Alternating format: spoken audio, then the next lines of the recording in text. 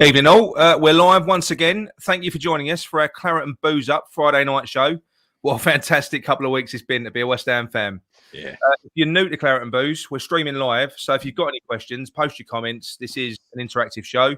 And don't forget, if you like what we do, leave us a comment, give us a thumbs up, and subscribe to our channel. It really helps us.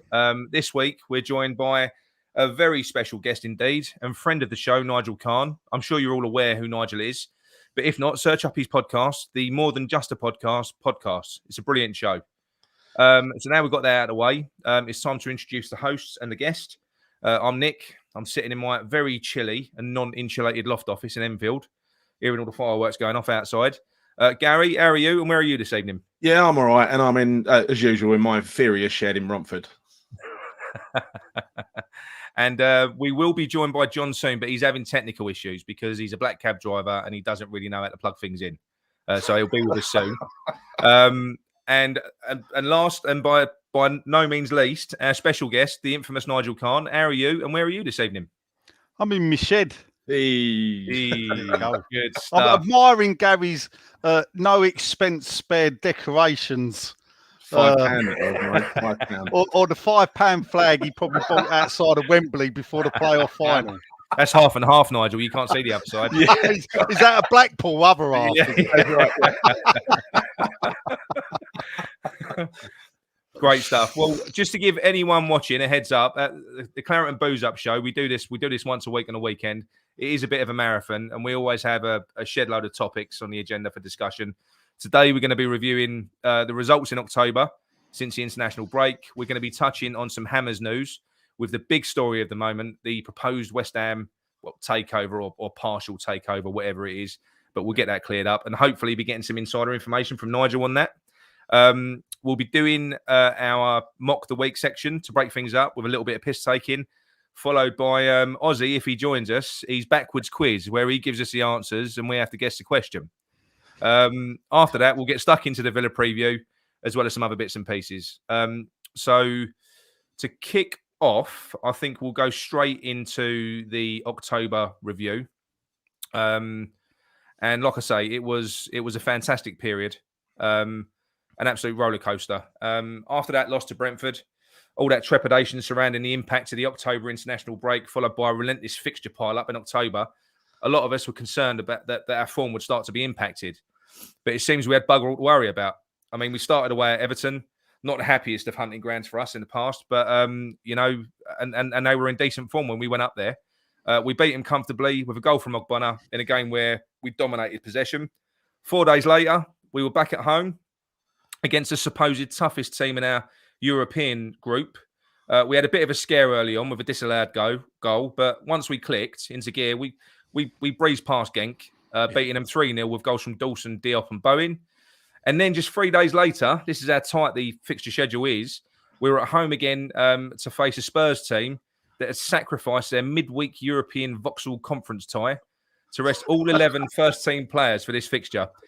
In a bit of a subdued game against a dogged but underwhelming Spurs team, we breezed past them 1-0 without even getting out of second gear, to be quite honest. Spurs failed to register a single shot on goal in the second half, which I think is an astonishing stat from them. Now, I thought that the Spurs victory, because you all know I dislike Spurs, was going to be my favourite result of the month, and I was wrong. Just 3 days later, we were once again at home, and this time in the Carabao Cup against Man City. And on paper, they should easily have beaten us. But thankfully, football isn't played on paper. And this second-string West Ham team put on an absolute masterclass performance. It was a great game, end-to-end. We defended heroically, ran tirelessly, passed the ball as well as City. And if not for some poor finishing, we could have dispatched them in 90 minutes. But that said, I wouldn't change a thing. It was absolutely epic. And with 5 fantastic penalties, we saw ourselves knock out a team that were unbeaten in that competition for 5 years. So question one for Nigel. We've all given our post-match reaction to this game on Wednesday, just after the game finished. But I'm keen to hear your thoughts on that game. Did you go, and what were your thoughts on the game overall? And how were your nerves for that penalty shootout? No, I didn't go, actually. I think it's the first time game of the season I've missed. I did have a ticket, but work got on top of me. And frankly, the journey. It was just one of them things where I had to be up in Chelmsford early in the morning. Yeah. And if it was a cup game and it had gone to penalties, it would have meant not getting home till gone midnight and having to be up at 4:30 in the morning. Yeah. It was just. So I swerved it. I thought, watch it on telly. When you see the Man City team that they put out, Zinchenko, De Bruyne, Sterling, he put that Cole Porter out, who can write a tune, and he didn't look too bad either, actually, to be fair. So there was a bit of that. The only saving grace is I'd never heard of that keeper.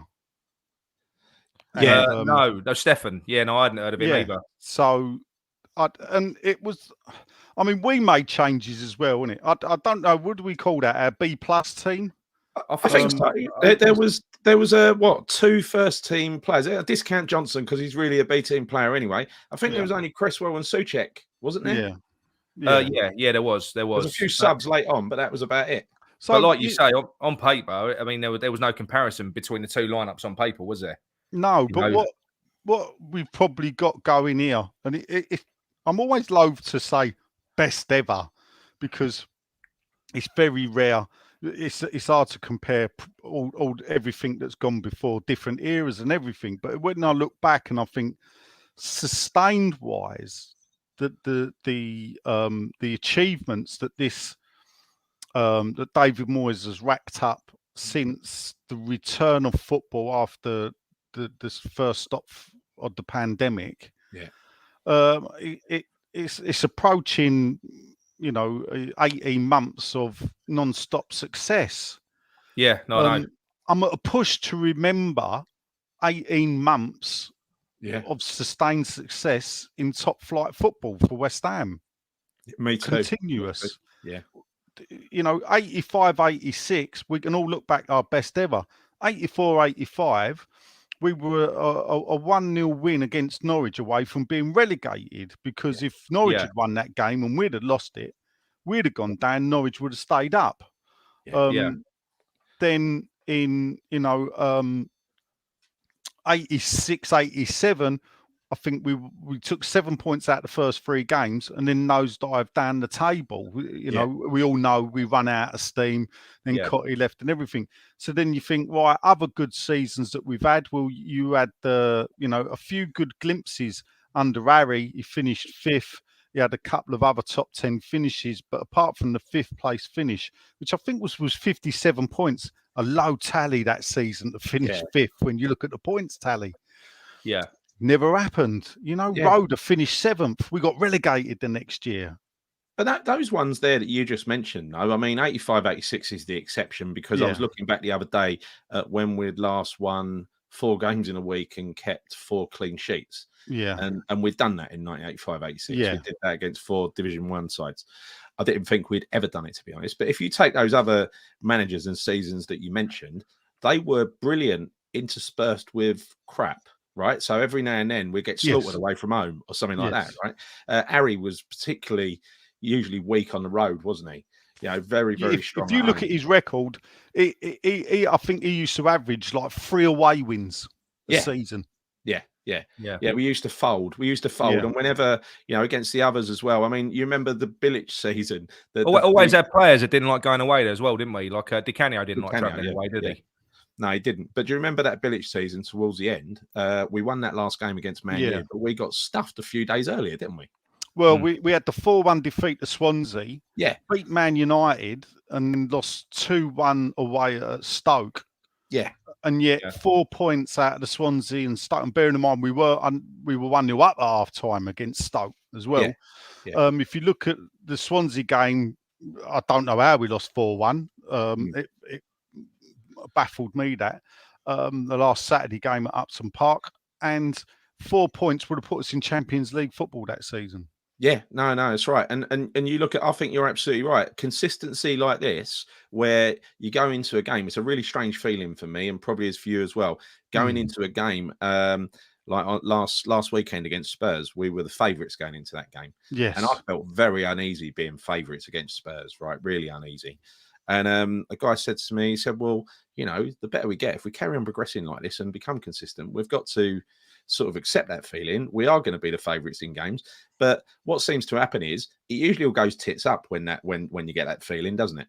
But against Moyes, with Moyes, it doesn't seem to happen. We're just so consistent. No, absolutely. I mean, it's completely alien to me, sort of feeling like this. Oh, hang on a minute. Shall we welcome in John? I think he's managed to solve his technical issue. You got out your cab. Here he is. Can you hear me? Can you hear us? Can you hear me? Yeah. Was your laptop not working? Yeah, I'm not sure what happened there. I don't know. No, I'm a bit of a technophobe, aren't I? Yes, no problem. He had to get the Uber people round to have a fucking play with it and twiddle the knobs. And they got their app out and got it working. Is that puppet there twiddling your knobs? Keeping an eye on you. Yeah. Oh, good stuff. But yeah, anyway, going back to that City game, Nigel. What were your emotions like when we got to penalties? Were you a bit of a mess? Was you all over the place, or no? I actually sort of fancied us, strangely enough, with the penalties purely because I thought we had the better keeper. Yeah, he was amazing. How good was Areola? Honestly, in that game. Yeah, it's funny because on the Monday before in the podcast, you wrote him off. I did write.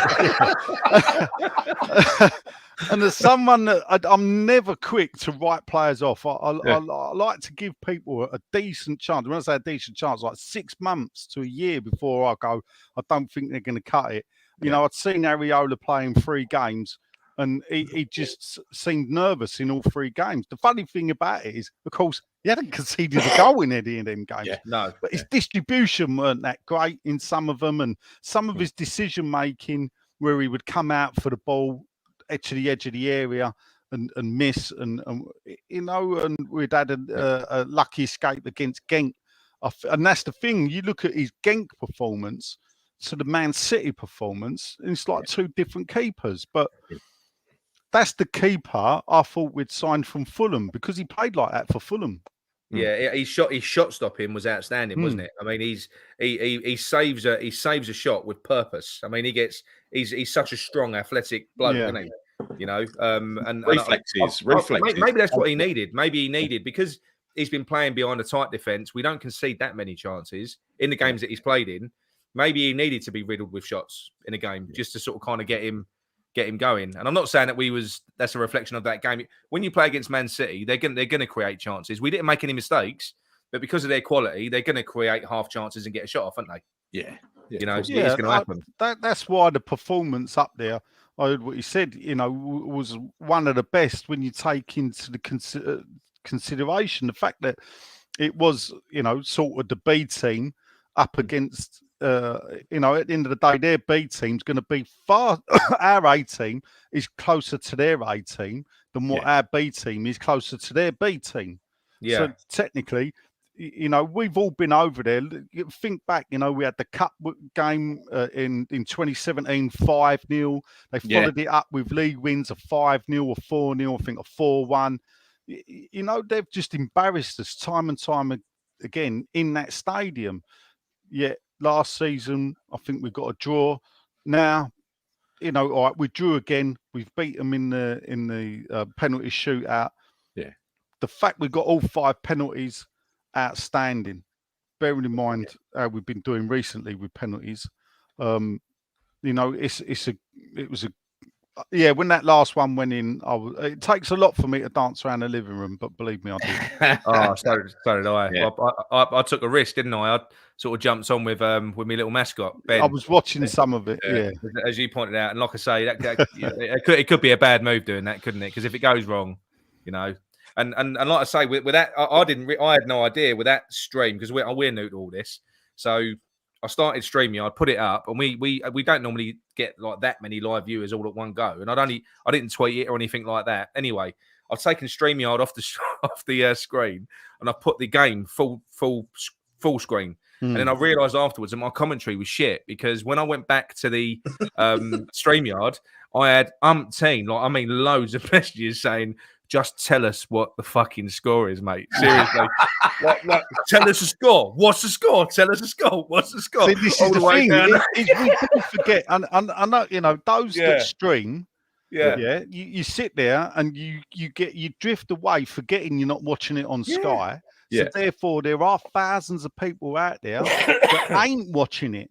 You know? Well, that's what happened. There was some bloke saying that you're my eyes here, mate. Please just tell me the score. He's going. Brilliant. Yeah. But anyway, John. Sort of going back to the intros. How are you, mate? Yeah, I'm all right, mate. Just a bit stressed of it all. But I'm all right now, I think. Am I all right? You can hear me in that, yeah? Yeah, I can hear you. I can hear you well. You've had one of them half hours where you can't get something technical working in it. Makes you feel like you want to kill yourself. When my daughter's not here, it's like, oh dear, all hell breaks loose. No. Technical support. But yeah, I'm all right, mate. I'm good. Yeah, I'm good. I'm all right. Yourselves? Oh, good stuff. Yeah, all good. We're looking forward to getting into the juicy gossip in the news section. But I mean, having said that, should we move on to news? Should we get stuck into talk about who we want in the cup draw? Yeah. Good idea. Go on then. Go on. Just give us yours then, Gal. Out of the teams that we've. Well, look, it's going to be Liverpool, but anyone at home. That's all I care about. Anyone at home. Nigel. I mean, I would love Sunderland, and not because they're the League One team there, but I've made a few friends with a few Sunderland boys. They're a proper working class team, and I think they've been through a bad time recently. Hopefully, they're coming out of it, and it would be good to go back on to the Sunderland podcast because I was their resident West Ham fan. And I used to go on there and eulogise about how bad it is to watch Sam Allardyce football. Because it was back then, and they actually gave me a standing ovation once when it was such a low period. I think it was after the whole game or something, where it was such a low period for the club, and then I chuckled when they hired him. But I've got a lot of respect for the Sunderland people and the podcast boys that I know. They were on that the Sunderland Till I Die first series. That's brilliant. I love that series. If you're going to have a car crash, let's have it filmed. Absolutely, yeah. They're very decent. It was good TV, wasn't it? It was good TV. Yeah, they are very. It was good TV because it weren't us. Sorry, John? Yeah, true. Yeah. Sorry, John, what'd you say? Have you heard they're discussing doing a documentary about Noble? Have you heard about that? No. It was all over Twitter the other day. Whether it's true or not, I don't know. I can't remember where I saw it now, but they're in discussions with it or something. They're going to film like the remainder of the season with him or alongside him or something like that.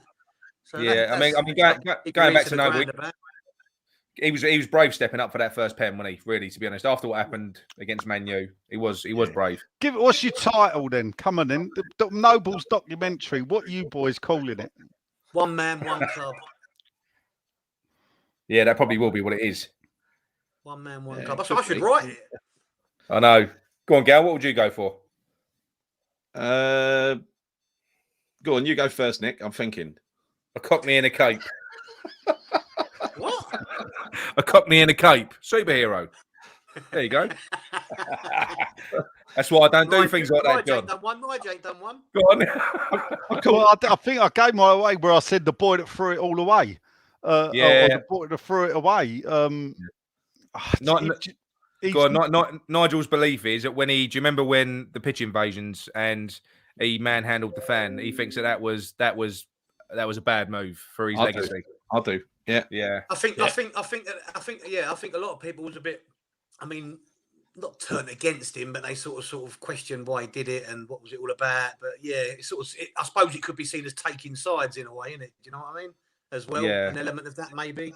But I can see that belief to some extent, but I don't think there's much he could do wrong for me personally. But No. I mean, I thought West Ham needed a Mark Noble. West Ham, we all come from where we come from, and for me, West Ham should always have a link to West Ham as a player, or that link from the playing staff should be there. And I always thought Noble should be at the club for that reason. And then he did that. If we look back to the Bond scheme, and you look back to how Julian Dix handled the protesters on the pitch, to the way that Mark Noble handled the protesters on the pitch, for me, he's not going to be a club legend in my eyes. I think what happened. Over a line. I think what happened is I think he's hot-headed. I think he was in the moment, and he's a little bit like us. Well, we all get a little bit fucked off when things ain't going quite right. But you're right. He's in the spotlight. I'm sure he regrets doing that. I wonder if he does. That's a good question. I wonder if he does, because if he does, then that's a different story. Yeah. It's the type of thing you won't get the answer to until he leaves the club. Right. Yeah. Right. Because the club would manage that answer. Yeah. Yeah. I reckon. I would say that he probably, that would have probably been his darkest day at West Ham. Do you think? But when you say the club would give his answer for him, I mean, he's got no. His career's done now. This is his last playing season for sure, as we know. So if he wanted to come out and say something against the owners, he could. I'm not sure if they can control him now. Can they? Do you still think they will, and they can? Or do you think he just toes the line? Or I think there's a certain amount of responsibility when you're captain of the football club. In regards to the owners, that you couldn't. In a way, I think he did overstep the mark, strangely, with what he did when Diagana got sold. Yes, to publicly express that in such a way that while those of us, that don't like Golden Sullivan or whatever, for me, I look at it and I think that is not good when you got the captain of the football club, because for all we know, David Moyes may have made that decision. So David Moyes' thing. And guess what?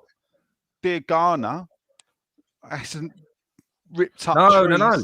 Absolutely. Well, effectively, I mean, I'm not saying that Ben Rama has either, but effectively it was a swap between Ben Rama and Diagana. Ben Rama's a better player.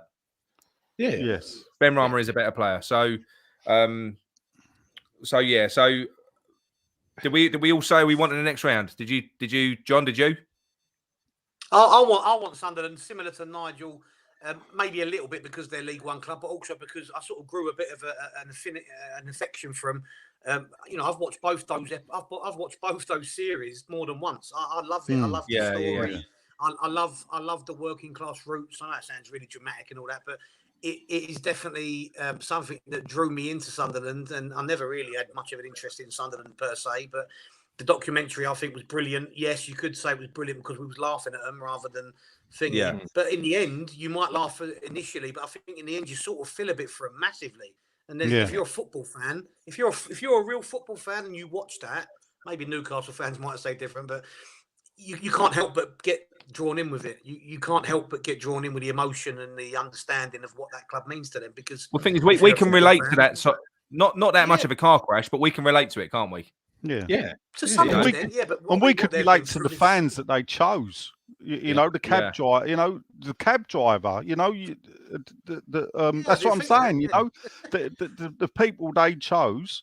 We could easily relate to, and when they talk, all right, if you'd have substituted the word Sunderland for the word West Ham, it was almost like West Ham fans could have been talking about the club. I think they're really decent as well. I mean, a great experience down there was went down there with my dad and my sister and a few others. We went to an away game. We ended up losing it 1-0, but we went down there and we were about 2 hours before kickoff. We went to a pub. It was a Sunderland pub just across the road from the ground, not far from the ground anyway. We walked in there and it was like that Baby Sham advert where the pool ball stopped rolling and stuff like that, because it's like strangers in town. But so welcoming, such a lovely group of. We were the only West Ham in there, and you look around the walls and they've got these. Beating Newcastle means everything to them. They've got a picture of every time they've beaten Newcastle, pretty much framed on the wall with one of those lights coming down onto it and stuff like that. And I took a camera into the pub. It was a brand new camera. It was about 500 quid. And we left, and I left the camera in there. and this guy just chased me down the road afterwards about half a mile to give me my camera back. Wanted to sell it to you. Yeah. No, he nicked the film.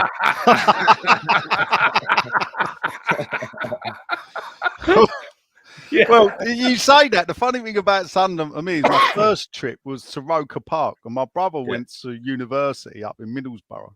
Yeah. And I've still got a bit of bone that floats about on the tip of my nose. Oh, no. When the geezer just stuck one on me.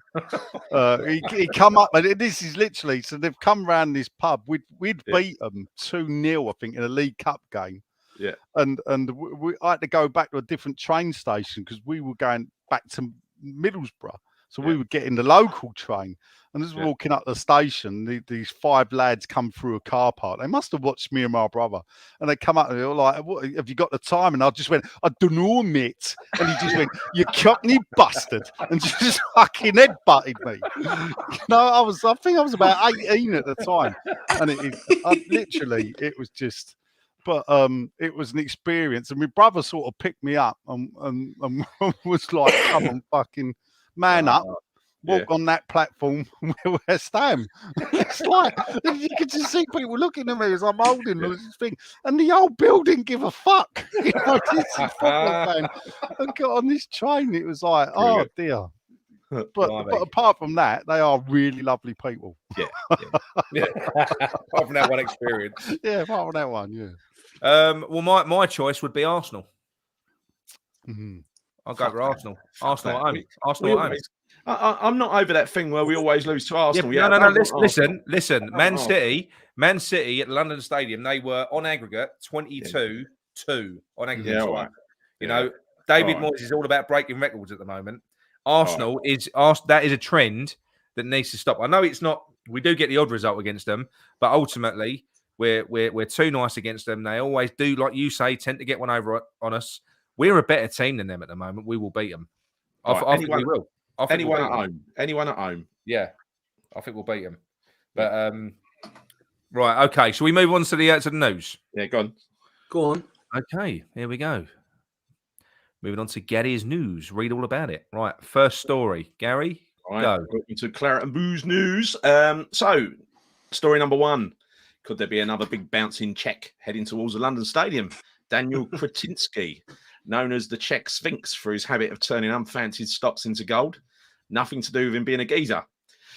For instance, he bought into Royal Mail and Sainsbury's at the beginning of the pandemic, which it was quite a bright thing to do, really. And now he's sitting on a decent paper fortune just from those 2 stocks alone. It's kind of similar to what Warren Buffett does, buys unfancied stocks. So he's clever. He's very clever. He's very wealthy. He has a very rich girlfriend, the daughter of the richest man in the Czech Republic.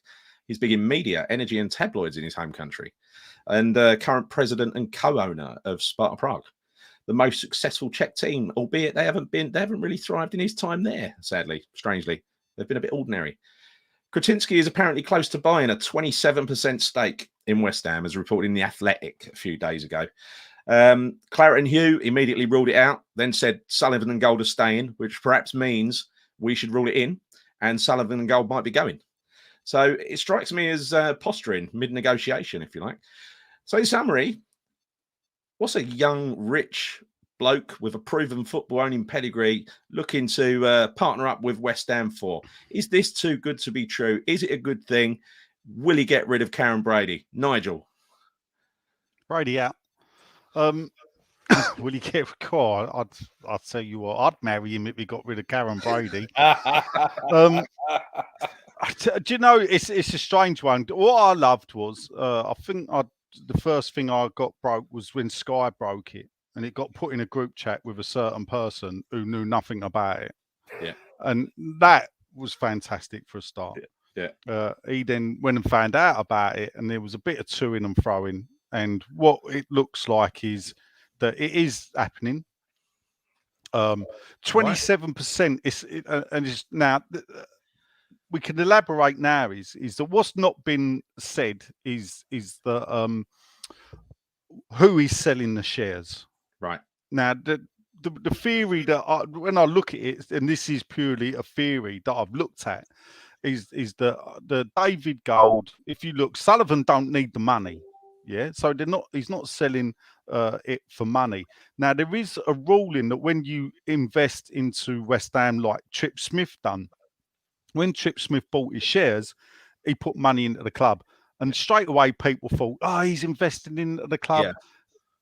That is a rule that was made, I think, when the Icelandics sold the club, that when you buy shares into the club, you had to invest the same amount of money into it.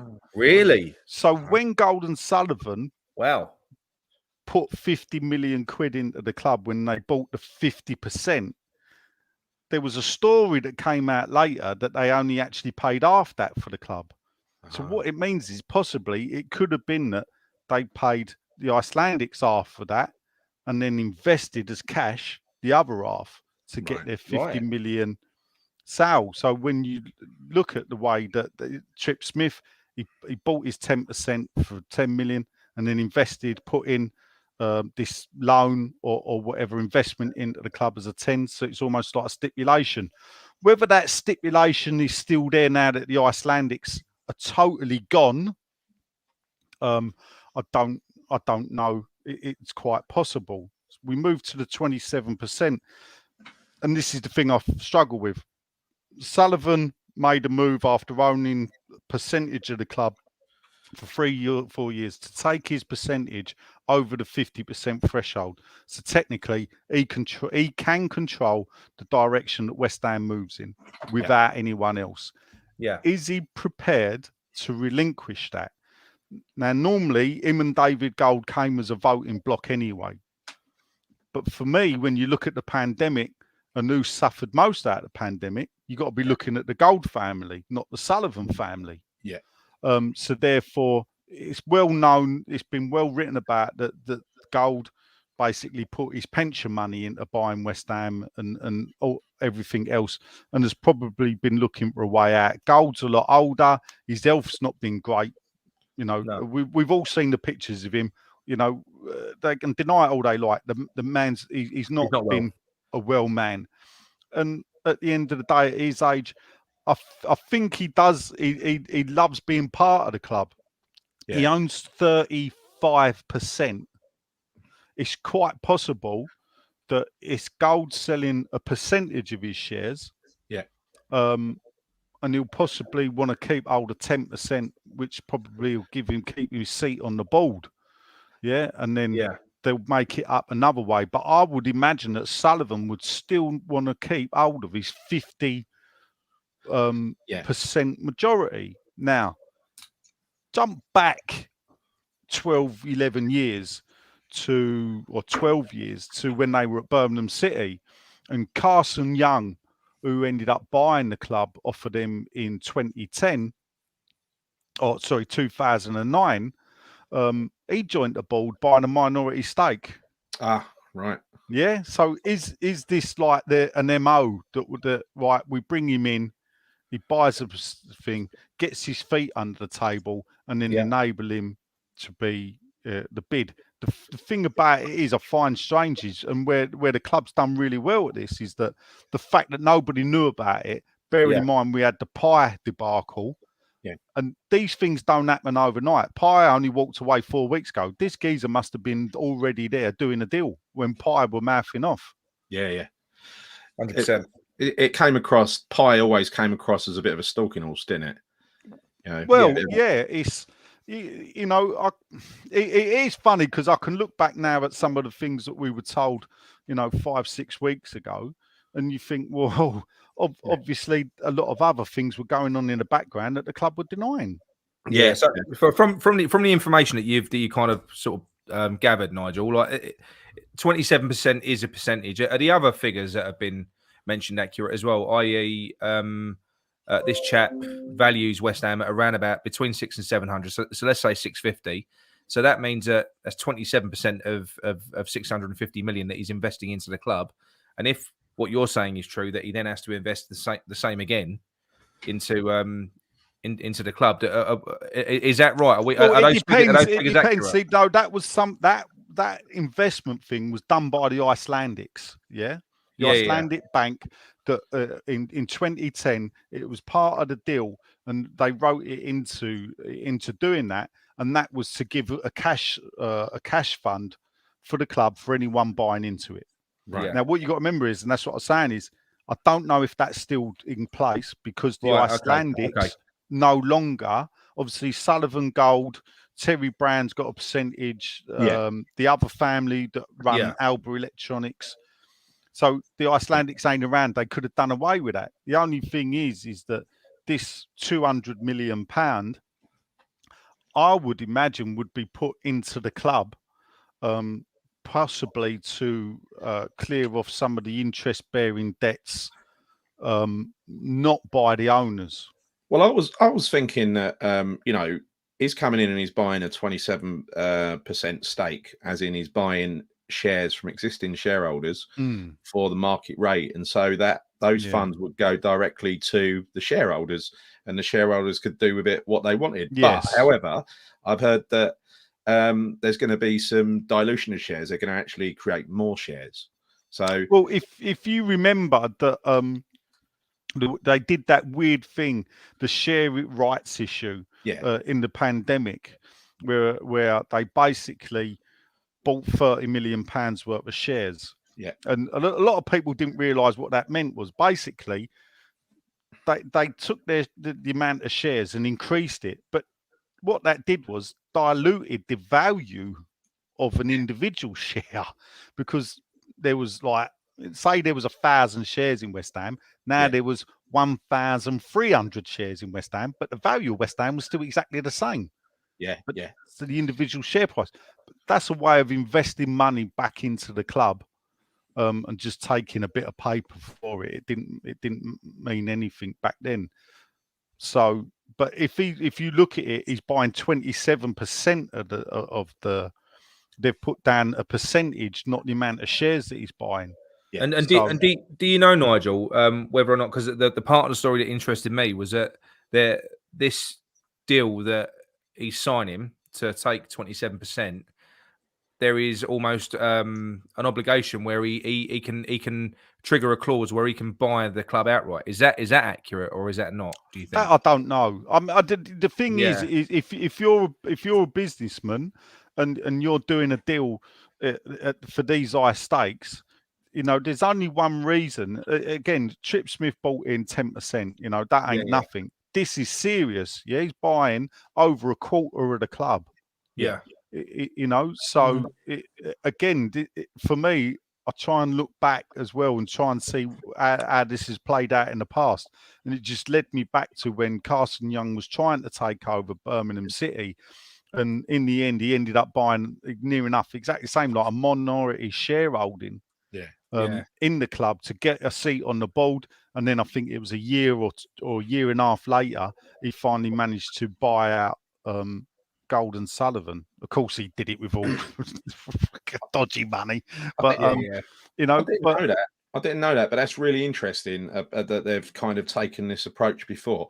I wonder as well if it's a staged takeover because of the LLDC rules on the amount of money they can make, and that's triggered by monetary values, isn't it? If 300 million comes in, they have to pay a certain percentage or something like that. But it's a sliding scale. Yeah. So I think it's down to like 5% now. Oh, is it? Because this is the thing. I think it started off at a large amount, and then every 2 years or whatever, that scale dropped down to where in 2023 it disappeared. 3 minutes. Yeah.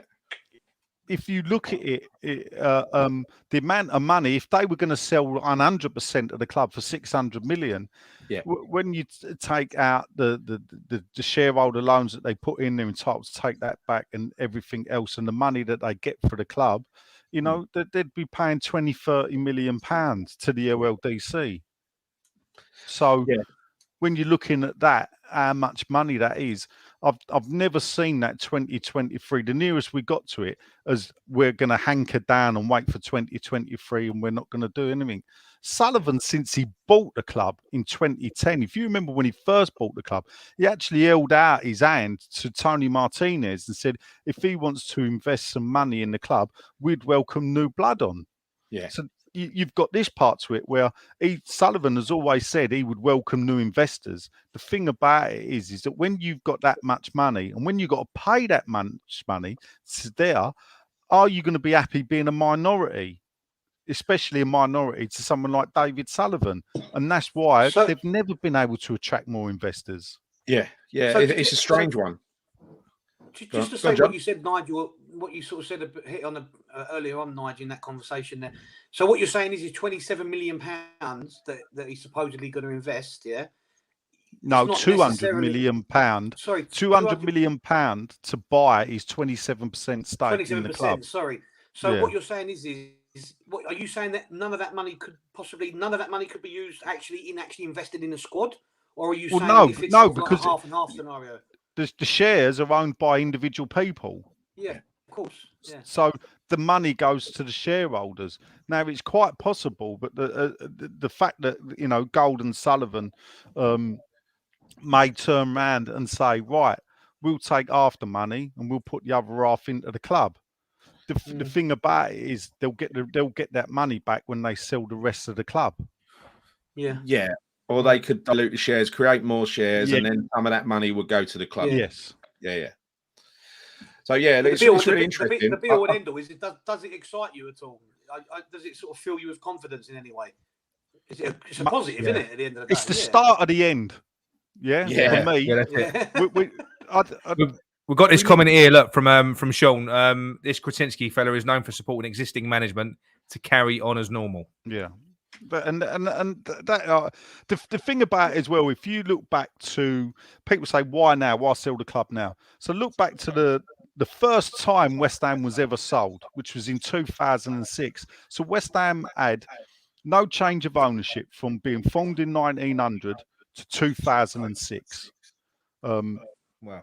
The shareholders changed, but generally the club was owned by the Kearns and the Hills family. All the way through for 106 years. We sold to the Icelandics.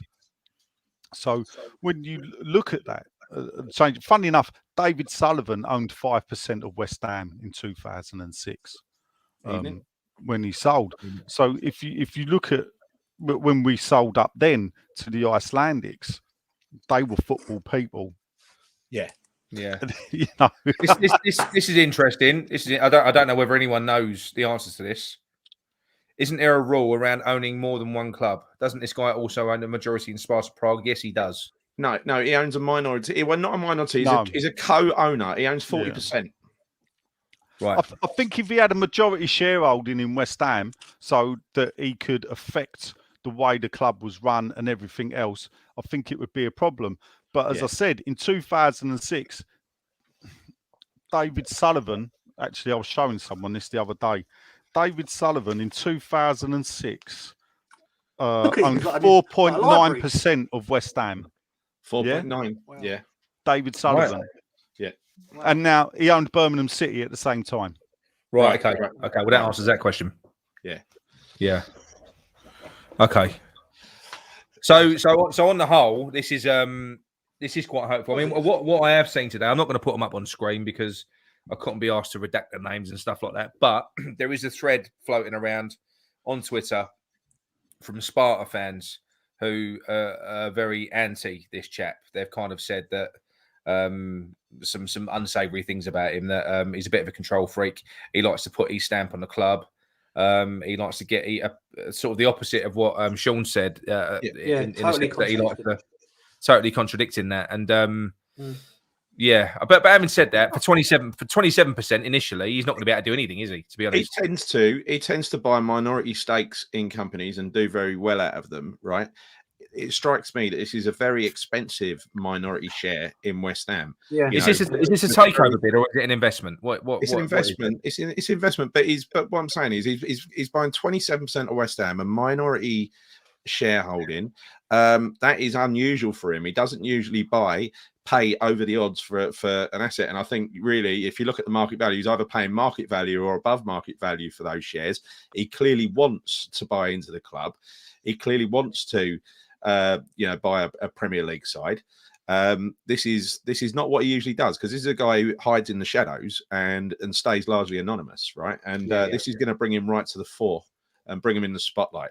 I mean, look at it. He's paying £200 million to West Ham for 27% of West Ham. £100 million less, than the Arabs have just bought 100% of Newcastle United. I know. And what are we thinking about that? When you consider that Newcastle they own their own ground, I know they don't actually. Where does that? Oh, they do rent it. You're right. They do. Yeah, that's right. I did that digging myself a little while ago. Should have known that. But where does that sort of value disparity come from? Is that because it's London? Is that because of the squad value? People like Declan Rice worth 100 million. Are they all part of the assets? Yeah, of course, the players are assets, aren't they? The players are assets. Partly, I think the word I hate, which is brand, and London, and the club is on the up. Yeah, I think having the London Stadium, as much as those that hate it. I'm in that camp. Having a 99-year lease and only paying $3 million a year. Yeah, it's appealing, isn't it? It's attractive. Yeah. So actually, that's possibly better than owning your own stadium, where you're probably paying $5 million a year to maintain it and pay for your stewarding and everything. Do you think, Nigel, that the news that broke on your pod a couple of weeks ago about the Olympic Park being put up for sale for peanuts? Do you think that could have anything to do with this? The fact that all of a sudden now we've got interest and somebody's investing straight away. Do you think that could be a driver? Well, the strange thing about it is with the pie thing that with the LLDC. Bearing in mind, the LLDC is a public body. I know someone's put in a freedom of information request, and so far it's been knocked back twice as to know, well, what did you do? I think West Ham would be interested, or Gold and Sullivan, if they were going to continue owning West Ham, or definitely Gold and Brady, Sullivan and Brady, and would be interested in knowing what was planned there. And is it something that West Ham... The one thing I've known about West Ham is they've never really wanted to own the stadium, but what they want to be is the stadium controllers. So if you think of LS185, the vehicle set up to run the stadium, West Ham would like to be them, even though they're now run by the LLDC. That's what West Ham want. That's what Man City have got. Man City don't own their stadium, but they have full control of it. Right. Yeah. That's what Newcastle have got. Newcastle City Council own the stadium, but Newcastle Football Club as a vehicle control what goes on in that stadium. And this is what's different with ours. We don't own the stadium. We don't run the stadium. Yeah. But the thing about it is, I think what West Ham are doing is wait until the stadiums get put in a better situation in regards to... You can see they're making improvements with the seating. Get all that done first, then make a play. Because when you take over the run in the stadium, you got to pick up the bills. You got to pay a lot, and that's why I've always said West Ham don't want to take the stadium at the moment because of the moving of the seats and everything else. All them bills. If we were running it, we'd have to pay the £6 million a year to move the seats. Yeah. They don't want to pay it. They don't want to pay all the running costs. Why do that when you're only paying £3 million a year rent to be there? It's madness to do that. Yeah, so that's what I'm so from a business perspective, obviously they're businessmen and be all and end all. They've actually got a good deal for them. So West Ham Business Club got the deal of the century. The thing is, we don't support a business club. We support a football club, exactly. And we're the ones that got shafted. Yeah, 100%. Yeah. Right. Should we move on to the next one? Yeah. No worries. Okay. Here we are. Right, so earlier this week we saw a report. The London Stadium will soon see capacity increase to 62,500 once the safety certificate has been issued, with plans to bring it up to 67,000. Bloody huge. I even heard that when the West Stand seats are adjusted and it goes all flat over the west side, the Billy Bond side, that it will be close to 70,000. Like, that's 2 Upton Parks. So this means loads more tourists, but more importantly, more games where hopefully kids can get to see a game of football, for a small price, and those with good binoculars can no doubt enjoy the farthest away seats that are almost in the next postcode for a couple of quid. Should we be going so big? To me, these crowds confirm what I've always believed, that we are one of the best supported clubs in the country. Take the tourists out of it. On a related note, should we be diluting the season ticket numbers? Again, from something I heard the other night on the podcast with Nigel. Season ticket numbers have been driven down to about 45,000 so that they can sell more individual tickets. So 70,000 would make us by far the second biggest club ground in the country. And I think we'd fill it as well. I think we're good at selling tickets. Imagine what we could do if we were actually successful. But again, is it a good thing? Is it a good thing to be so big? Let's start with John. John. Well, it's interesting what you said there about cashing in on the, lowering the season ticket numbers and to cash in on the additional sales. I purchased, and I've got a season ticket, so has my son, obviously. And I purchased, for the Liverpool upcoming game, I purchased a ticket for my brother and his son. And it cost 132 quid for them to get a kid's ticket and an adult's ticket to go to Liverpool. Now, you could say that that's always happened, Category A, Category B, Category C games and all that they come along with. But at the end of the day, that's disgusting. I think that's absolute ludicrous price. I could not believe it. And I suppose you have to grow to accept it somewhat. And as Nigel said, it's a business, even though we're fans and we're passionate and it's in our blood. They obviously have to run it like a business, or they are running it like a business, and we're getting shafted. So then it comes down to the fact of ordinary, and I hate this phrase to some extent because it's always gone on since Sky Sports has come into play, but ordinary fans start getting priced out. Now, for me, if I didn't have a season ticket for whatever reason, and I was having to pay those prices every now and again when I wanted to go, I'd have to think twice, genuinely, Yeah. And, that just then, to me, that ties in with the whole tourist thing, because tourists coming to London or coming to the UK, coming on a holiday, they're going to want to take a football game in. They'll pay that money quite happily. So it is quite concerning. I mean, have they ever come out and said why they're reducing the season ticket figures or sales? Or have they ever voted on that? They're doing it. They're doing it for revenue, but also what you got to think when you're playing someone like Liverpool. Have they actually said any reason why they're doing it? Is there an actual excuse for doing it? They're not going to come out and just say we're doing it just for the money, are they? Have they said? No. Nigel's nodding. Nigel might be able to answer that. Yeah, I mean, but I don't think they actively reduced the season ticket holders. I think what happened is that they allowed the natural wastage that occurs every season of around 4 to 5% to then not offer so many season tickets to the so-called waiting list. And the thing, and this is the thing, yeah. So we can rejoice at having 60,000 fans buying tickets. And this is the thing, when you look at it, I think our season ticket holders are 54,000, 3,000 tickets to go on general sale each game, or memberships, general sale, and then 3,000 for the away fans. Yeah. Now, if you look at the 54,000 season ticket holders, the vast majority of them are paying 5 people like me, paying 300 quid.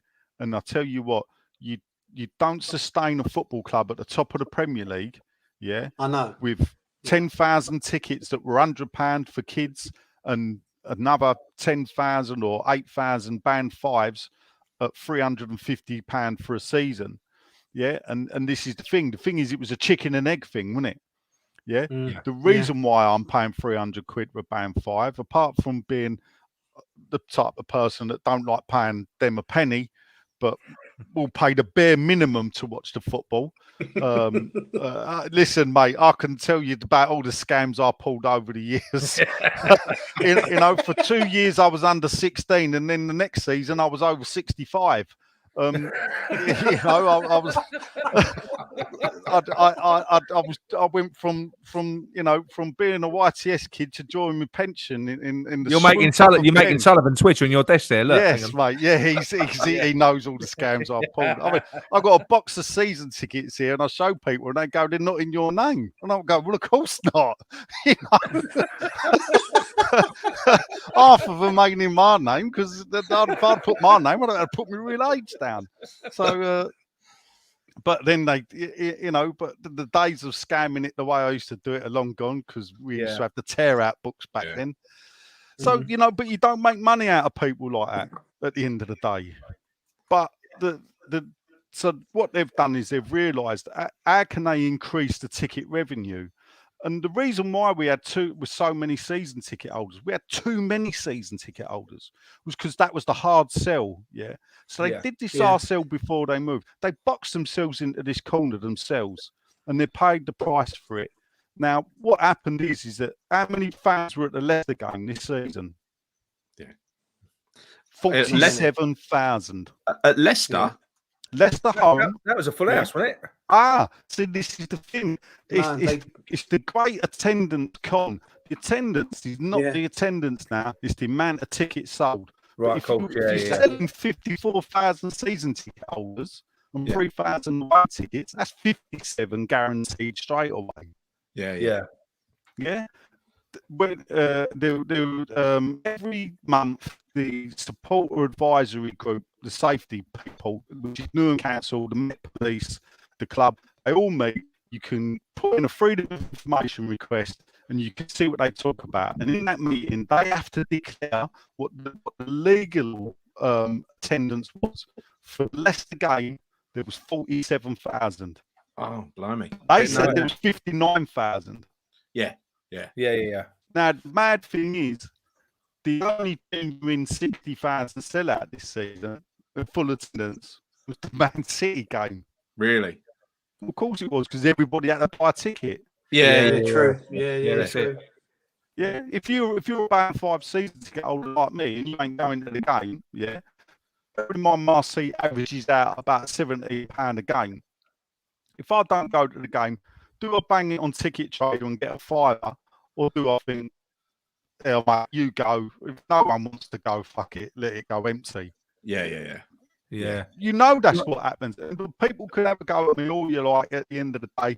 That's the way it's always been. It was like that at Upton Park. One success for me of the stadium is the amount of people going, because I'll land on my heart. I never thought we'd get 50,000 over there. Yeah. No, not Nigel. I think you've upset David Sullivan to the point where he's outside chewing his way through your broadband connection. Like a little squirrel.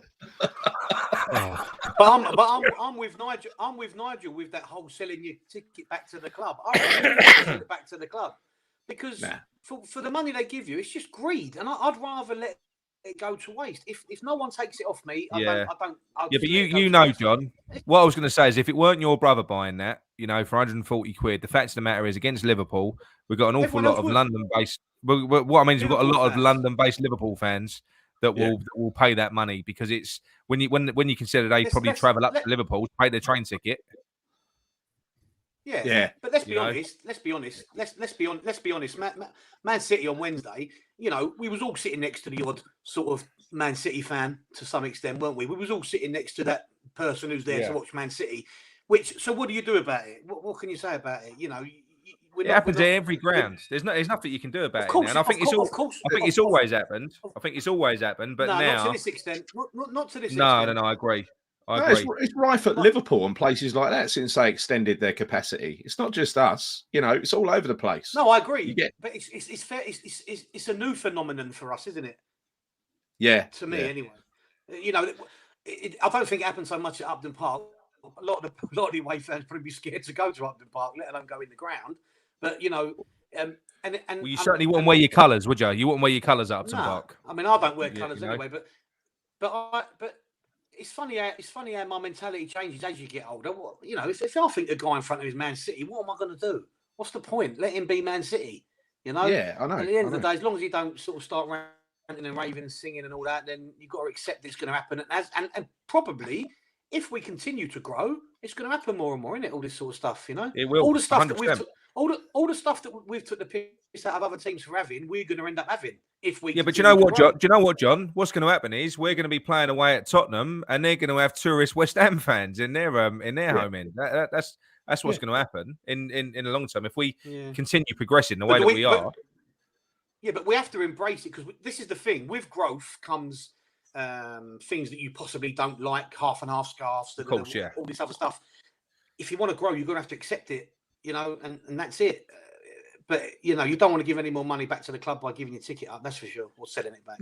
No, I won't do that. I won't do that. Fuck that. No chance. No chance. I mean, the Tottenham game, I must admit, generally at the Tottenham game, there was a little kid running up the stairs in full West Ham kit, and he was about 5. And you think, yeah, this is brilliant. This is what this stadium's about.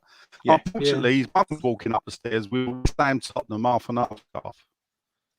Right. Yeah. There's no need for them scarves. Yeah, there's no need for them. You just, you know, it was great to see her with a kid, and you just, there's a little bit of me that dies. Yeah. Oh, it does. It does. Not Nige. Do you want to do Nige, you've got a bit of a bad connection. Do you want to sort of do a disconnect and a reconnect? Yeah, I'll go out and I'll come back in. All right, top man. Because I can't have him breaking up. I could have you breaking up. I could have you breaking up, like Gary or John, but not Nigel. He knows too much. We've got to have I honestly think it's look, I love seeing the big crowds there, I must admit, because I was always confident, like I said up front, I was always confident that we could fill a massive crowd. It's something himself. Dad used to say, he always said we were one of the best supported teams, and it's sort of it's proven to be true. And this is, don't forget, this is West Ham being bang average, all right, improved a bit lately, but being bang average. But we've been filling that stadium when we've been absolute crap, right? So it's you know, you can't argue with the way. If we ever had proper success, I mean, we're starting to get you wouldn't be able to get a ticket if we had proper success. If we were in could you imagine if we were in the Champions League? Because we have always had a massive sleeping support. Yeah. We've always had a massive sleeping support, and now we've got, you know, we've got, because it ain't just that as well. I get it as well, because I manage.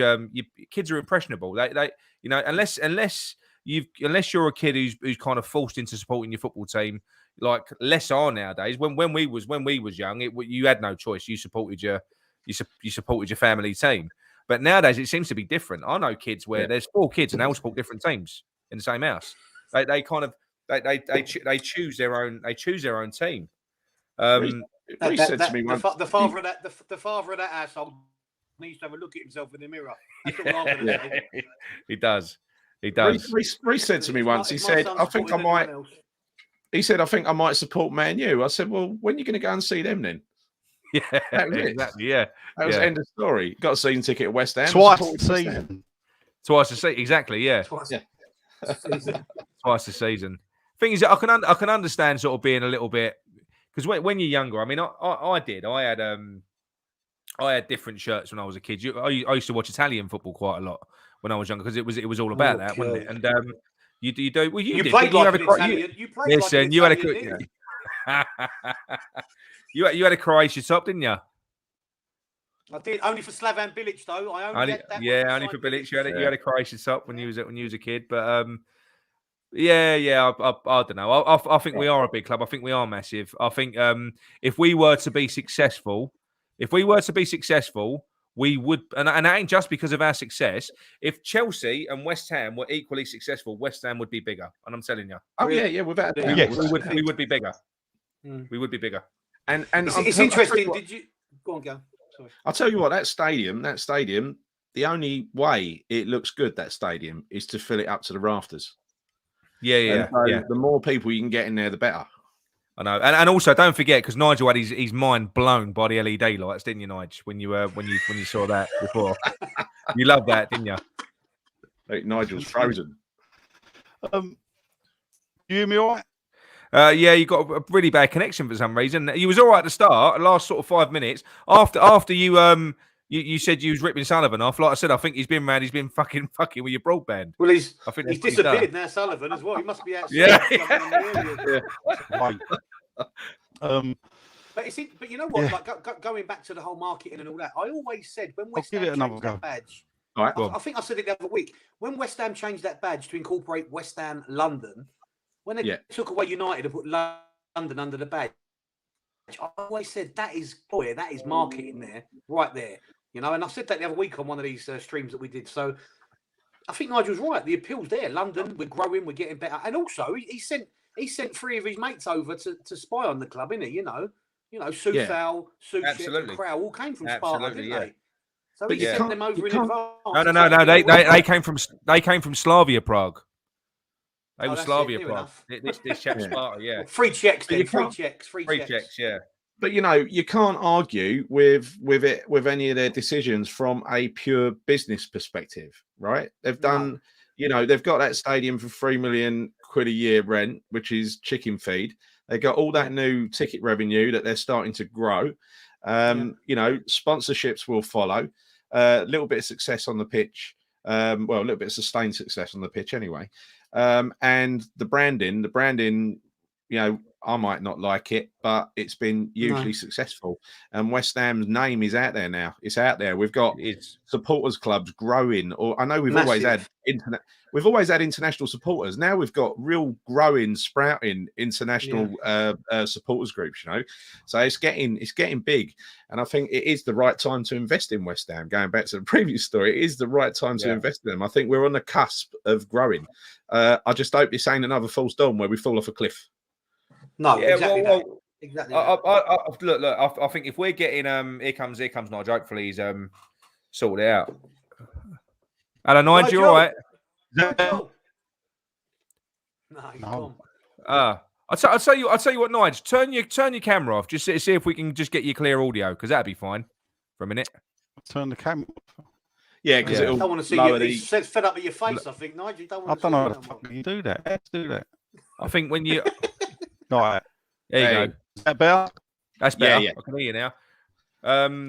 Right. Should we move on to the what? Have another go in about 10 minutes. You've obviously got a bit of a problem around your area with that happens to me every now and then. Do you want to move on to the next story, Gal? Yeah, the final story. Right. The final story. Right. It's what I do. I win. David Moyes' record. And how good is it? With only 2 games to go until he's managed 1,000 club games. This 3 times manager of the year has delivered a fantastic record at Preston, Everton, and if evaluated in normal terms, also at Man United. So apart from 85 games where he made 2 bad calls in managing Sunderland and Real Sociedad, his record has been excellent. His first period with us, he saved us from relegation and was rewarded with the sack after having lost only 12 out of 31 games in charge.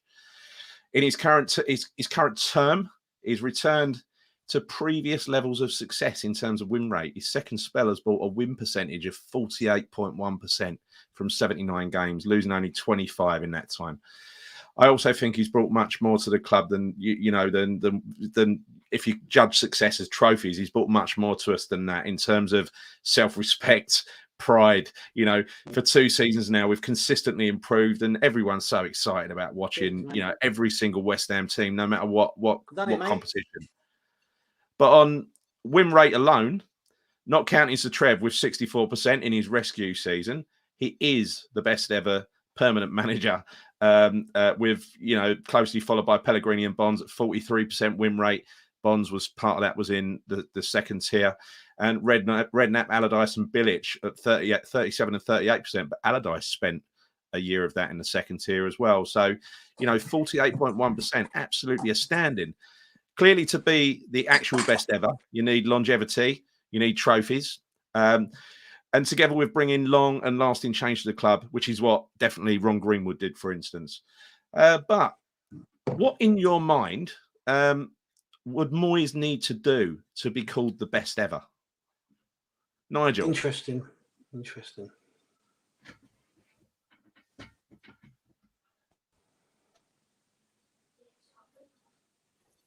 Oh. Are you back? Nick, you're muted. Sorry, Nigel. Can you hear us? He's gone. No, he's having a bit of a bad connection. Yeah. All right. Well, do you want me to give you my take? Yeah, go on. You start. Hang on. Let's see if that. Let's get rid of that one. 1 minute. Don't know which one's which. Nigel, can you hear us? Yeah. Yeah, you got awful connection. Got awful connection. So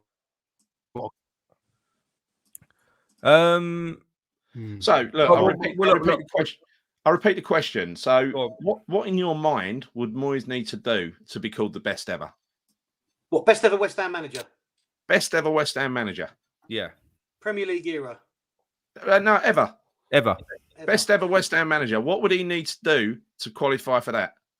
Go on, Nick. You said you wanted to say first. Right. Okay. Well, for me, he's you could say he's light years away. If you look back historically, he's light years away from that. So let's touch on Premier League first. For him to be the best Premier League manager, if he was to win us, even if it was a Carabao Cup, or get us and also give us a good Premier League finish. So say we win a cup and we get a strong Premier League finish as well. If he does that in 2 consecutive seasons, and then next season he manages to convince the likes of Declan Rice to stay, then for me, going into next season, if we go into next season with an even stronger team, and we go again and we look like we're strong at the start of next season, then in my mind, then he has performed a miracle. Yeah. But Yeah. So we would have to finish this season strong, win a trophy, or get top 4 would be like winning a trophy. And if he managed to retain the important players and build on that, then for me, that's going to take some beating, because he's made us a serious team. It's a proper serious team, I think. Yeah. You know? I think what he's done already is nothing short of a miracle. And that's not being dramatic, because he's reinstilled belief from a lot of West Ham fans, like ourselves, who never expected much. We went along, we laughed at ourselves almost, we poked fun at ourselves. We knew there was a joke coming. We knew there was a joke result going to happen, or you know what I mean? And I'm not saying he's the best ever, but in terms of definitely in the Premier League era, if you look at what was expected of him, you know, we brought him in, he kept us up, they got rid of him, they then brought him back again for a second time. How many fans wanted him? I don't know. I'll be honest with you, I'm not just saying it. I thought they treated him shockingly in the first place. They should have kept him, and I'm not just saying that in hindsight. But many fans didn't want him. Let's be honest. Many fans didn't want him first time or second time, right? Yeah. And he's won a lot of them over. He's got fans believing. He's got the club growing. He's got the respect of other managers. I mean, what Pep said the other day, you know, massive respect to Pep for bigging him up and bigging up the team. And just for what he's got back in our hearts as the club, I think it's brilliant. The club's always in our hearts, but there's belief there. And that's all we've ever wanted, is belief. Yeah. And in the Premier League era, all right, Redknapp, we loved Redknapp because Redknapp was one of your own and all that. But I don't think I had the same belief with Redknapp that I do with Moyes. And that's because Redknapp was still of an era when we had a lot of players who really were a little bit, you know what I mean? You know, Thomas Repka, to name but a few. But, you know, do you know what I'm trying to get at? Yeah, no, I do. Serious now. 100%. I totally agree with you. I'll put that last comment up, Nick. What's that one? The one, we're living a miracle. I think we are from Freshfielder. We are living a miracle, because when you consider the utter mess, the catastrophe that Pellegrini left behind in terms of a decimated squad, zero morale, getting relegated, absolutely shot to pieces. And not only did he absolutely turn that season around and finish on a massive high, he then somehow, with a small handful of very targeted signings, turned us into a Europa League team the following season. This season, look at what's happening. We're going to win the Europa League group. We're in the quarterfinals of the Milk Cup. We're top 4 in the league. It's just going from strength to strength. And again, off the back of just another couple of very sensible tactical signings. He's even lost Lingard. Didn't break stride. Look at the look at the change of direction of massive names like Jamie O'Hara. Did that, right? Can you hear me now? Yeah. You know, he's gone from saying we was going to get relegated, and now all of a sudden, sorry. And I think Nigel's speaking. Nigel? Oh, sorry, Can Nigel. you hear me all right now? Yes. Can you hear you now? Yeah. The thing about best ever, though, he's got to win a trophy. You cannot. The best ever in Premier League era, he's got to match Redknapp for 3 top 10 finishes. Yeah, that's what I'm getting at. Yeah, Redknapp. Yeah, consistency. So, but at the end of the day, if he pulls a final out of the hat, then, or if he wins a trophy, because at the end of the day, Pardew had a top 10 finish and a cup final in 2006. Yeah. So, well, nice. What about what I said? What about if he wins, even if it's the Carabao Cup? What about if we win the Carabao Cup, we get close to top 6, but somehow he manages to persuade Declan Rice to stay for next season, and we go again next season at the start? Then you've got to start be thinking, hang on a minute, he's got something. If you can win the Carabao Cup, then I think you got to acknowledge that. Yeah. And at the top 6 again, then I think you can go step Premier League era manager. Yeah, but I'm sorry, until you can win the FA Cup and then win a European Cup, he's not going to touch Greenwood until I don't think he'll get to that. The thing about 75 is it's given a Lyle Greenwood was the manager and stepped aside and stayed the manager. Lyle was appointed like chief coach or first team manager, but Greenwood was still the man pulling the strings in 75. So when you look to the players from 75, they were signed by Greenwood, not by Lyle. So actually, Greenwood for me should get 75. Lyle would get 80. Then Lyle took us, quarterfinals of the European Cup Winners' Cup, took us to the final of the Cup, won promotion, established ourselves as a top first division team. Yeah. There's romance about Lyle that's not there for Greenwood. And I think that comes from the fact that Lyle was a West Ham boy who grew up with the club and just spent 30 odd years of his life invested in the club. Yeah, because you got to add with Greenwood as well, Nigel. He radically changed West Ham, radically changed us from a very run-of-the-mill top flight team into a very progressive footballing team who could take on Europe and do what they did. Absolutely, incredible change. And if Moyes could deliver something like that, and it would be a similar achievement if he took us from where we were and we started winning trophies and we started finishing up the top of the league. That would be, in my book, a very similar achievement, but it's longevity that's needed. It's over a period of time. And I make you right, as success, winning the Europa League would go a long way towards me starting to believe. I would absolutely. The Carabao Cup's great. I'd love to win that. Love to win any trophy. But the Europa League, that's like a dream to me. Do you know what makes me laugh though? Nick keeps going. Nick's ideas have gone above it all. He's already saying, even if it was only the Carabao Cup. Look, Nick, that would be brilliant for us, mate. Come on. Yeah. No, I don't mean that. What I mean is, I know you don't. Look. The League Cup is but the League Cup is the least glamorous of all the. All you get for the League Cup is money. You don't get any European qualification. No. For me, if you was to get, I'm not joking. If you was to give me Carabao Cup and top 10, I'd take that. Call that a great season. You get Europa League for winning the League Cup. Do you? Yes. Yeah. I thought that was. Oh, really? Oh, there you go. No, I didn't think you did. Get Europa League well, even better. It's just a Man City have won it for so many years. Yeah, I didn't even know that. Yeah, but, exactly. Yeah.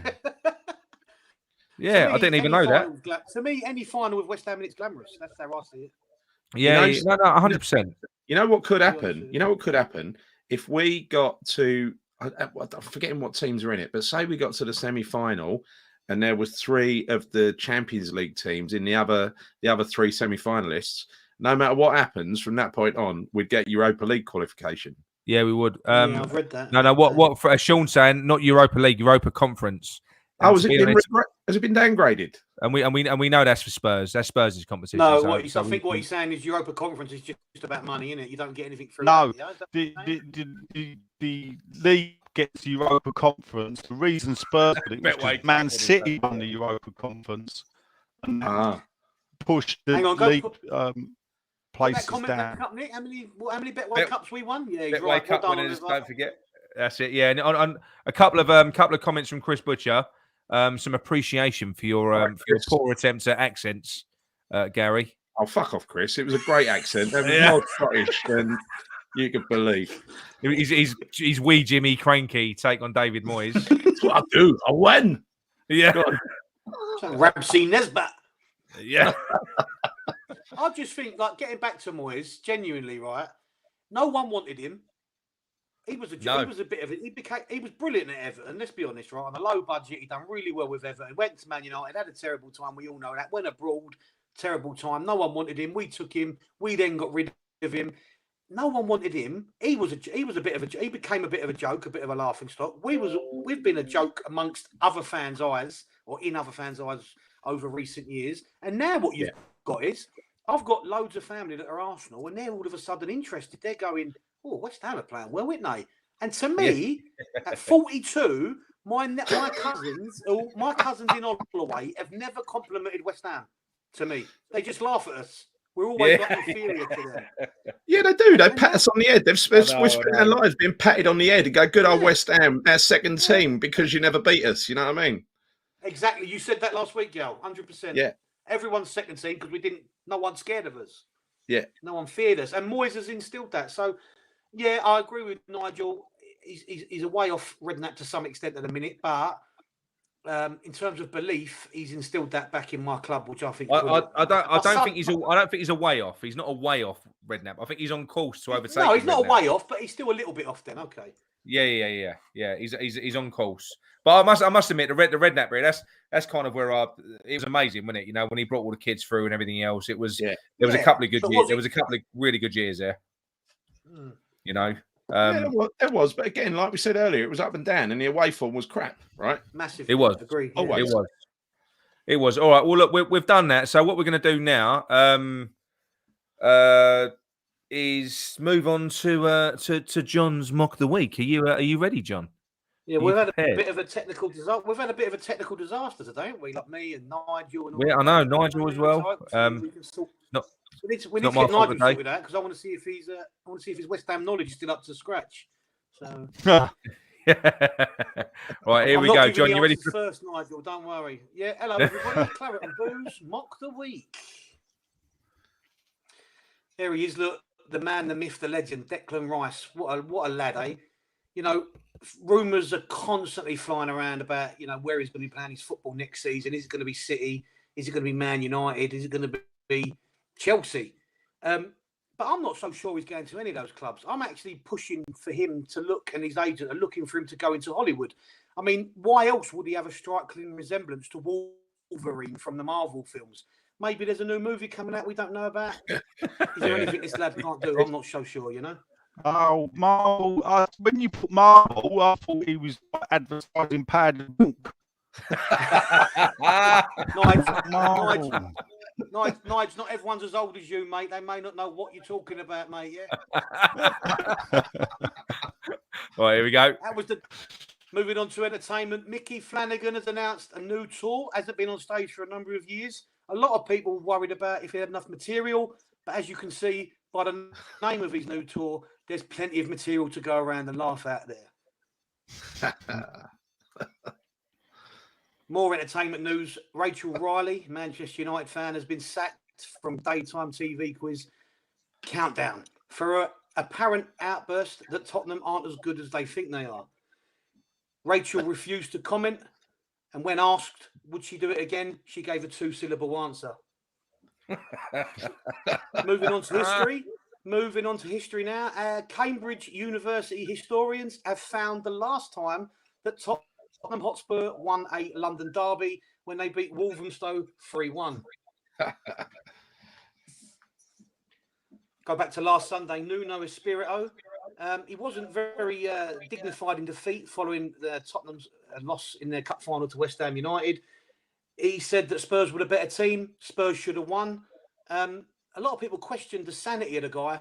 It would materialise later on that he'd had a few too many drinks and was found on a park bench the next day outside the London Stadium, stinking of wee and cider. Paul Scholes' video showing him sucking his daughter's toe. That's his daughter in the middle, in case you thought it was the other one.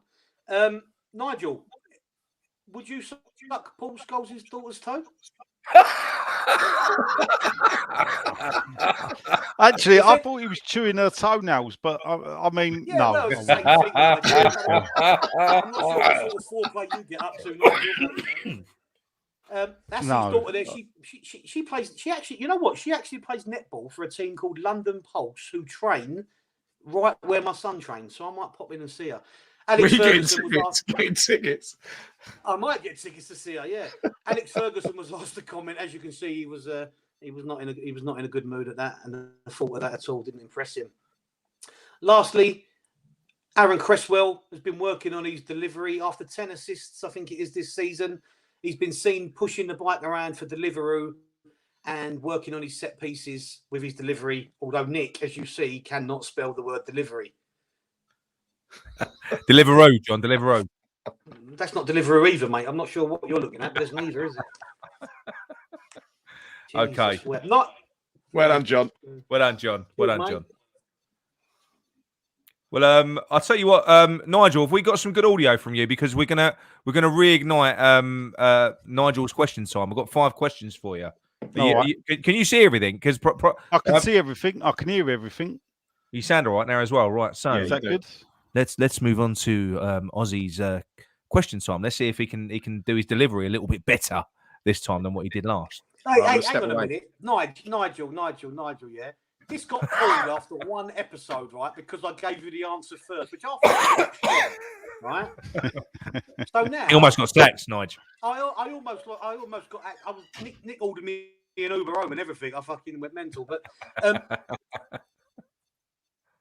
don't think it was that bad. So now I've no, it was good. It was good. I'm joking. I've worked on Right, go on, here we go. Question 1. I'm hoping now you won't know. Go on then, Nigel. Which club? Is he going to give the answer straight away, Nick? No, yeah, go on. If he's happy to, go on. You can do that. Okay. All right. Nigel, which club did West Ham legend Tony Cottee last play for? I believe it was Millwall. Answer: Millwall. 1 out of 1. Question 2.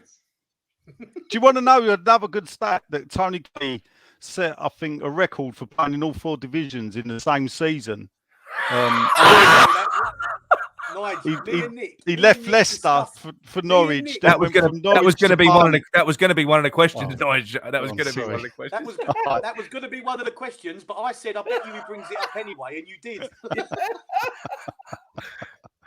Oh, sorry, mate. Go on, crack on. Yeah. Question Who was 2. it? Yeah, it was Leicester, Norwich, Barnet, and Millwall. Yeah, great. Yeah. All right, this is one, Nigel. So this is a little bit of a guess, I suppose. Who made more Premier League appearances for the club, Steve Lomas or Joe Cole? Joe Cole had 2 cracks with us, didn't he? 99, 2003, then back. I'm still going to err on Lomas. There you go. There's 2 in it. Only just 2 out of 3. 2 out of 2 now. Yeah, well done, Nigel. Right. This is a one that I did know the answer to. I just want him to get one wrong. He'll know this one. Winston Reid recently left the club by mutual consent. But which Danish team did we buy him from in 2010? Was it not Midtjylland? I don't know how to pronounce it, but yeah. So we give him the point. He didn't. Well, hang on. He didn't say FC Midtjylland. That's true. He gets half a point. Half a point for Nigel. 3.5. Yes. You lot are desperate, I tell you. You've been mugged, Nigel. You've been mugged off. Right, next one. Can you name the 5 players who have played for West Ham up to the current date? 30 seconds, Nigel. You've got 30 seconds. Whose surname begins with the letter Z? Oh, you got Zarate. Yeah. You got obviously Zamora. Yeah. Oh dear. Really? Current date, clue, current One date. of them plays for us already. No signing. Now. I'm shit with new signings. Centre off. Big bloke. Zuma. We've stumped him. We've only gone and done it. 5 players with the Z. Because Zola obviously didn't play, but he was a manager. Even though I did. Do you remember an Italian player that we signed that done a silly run up for a penalty? No, it wasn't no, not Zanetti. Zidane? Zanetti? No, Zanetti. I thought. No, I don't actually. So, go on, tell me the other 2 that I've missed. Hey, right, there you go. So you got Zaza and Zabaleta. Zaza, yes. We got you on. We got you on one. He was good. That Zaza. Yeah, but that's a tough one. Getting 5 out in 30 seconds, isn't it? Well done, right, mate. The next one, you can get You can get 2 points for this next Yeah. one if you can guess the scores as well, because I reckon you'll know the scores. Right, here we go. Go on, John. When was the last time West Ham won 4 in a row without conceding a goal? Without conceding a goal. Yeah. So like the current one we're on, obviously. Without conceding a goal. I mean, back 85, 86, probably the only time we've done 4 in a row. Yeah. We did it, I think, from the October till the December, and then we probably did it again in the April with the running. But to do it, I'm trying to think of the teams that we played we played Leicester, we played Everton in 85, how about 86. How about if you give him the first one and see if he kicks on from there? Right, the first one was 4-0 Coventry. So that would have been in the first run then. That was away at Coventry. So, but I'm trying to think of that running because I know we beat Everton 2-1. I think we beat Leicester 2-0. Was that in that? No. I think we got you another one. So we got I'll put these up now. So you got it anyway. You got the 85, 86. Yeah, and it was the right streak because it was in between. The October into December. There's a 7-game winning streak. Fucking hell. Yes, that's right. Because we'd been hovering around. I mean, people forget 85, 86. I think we won the QPR game. We'd lost to Birmingham, beat the QPR game. I think we then lost to, I don't know if it was Man United early on. Man United won 10 out of 10 at the start of that season. After 10 games, I think Man United had 30 points. I think we had about 16, something like that. Yeah. And then we exploded. That QPR game, obviously, I think that was the McAvenny game where he stepped off the plane from Australia. That's right. On the Friday night, I've heard that story.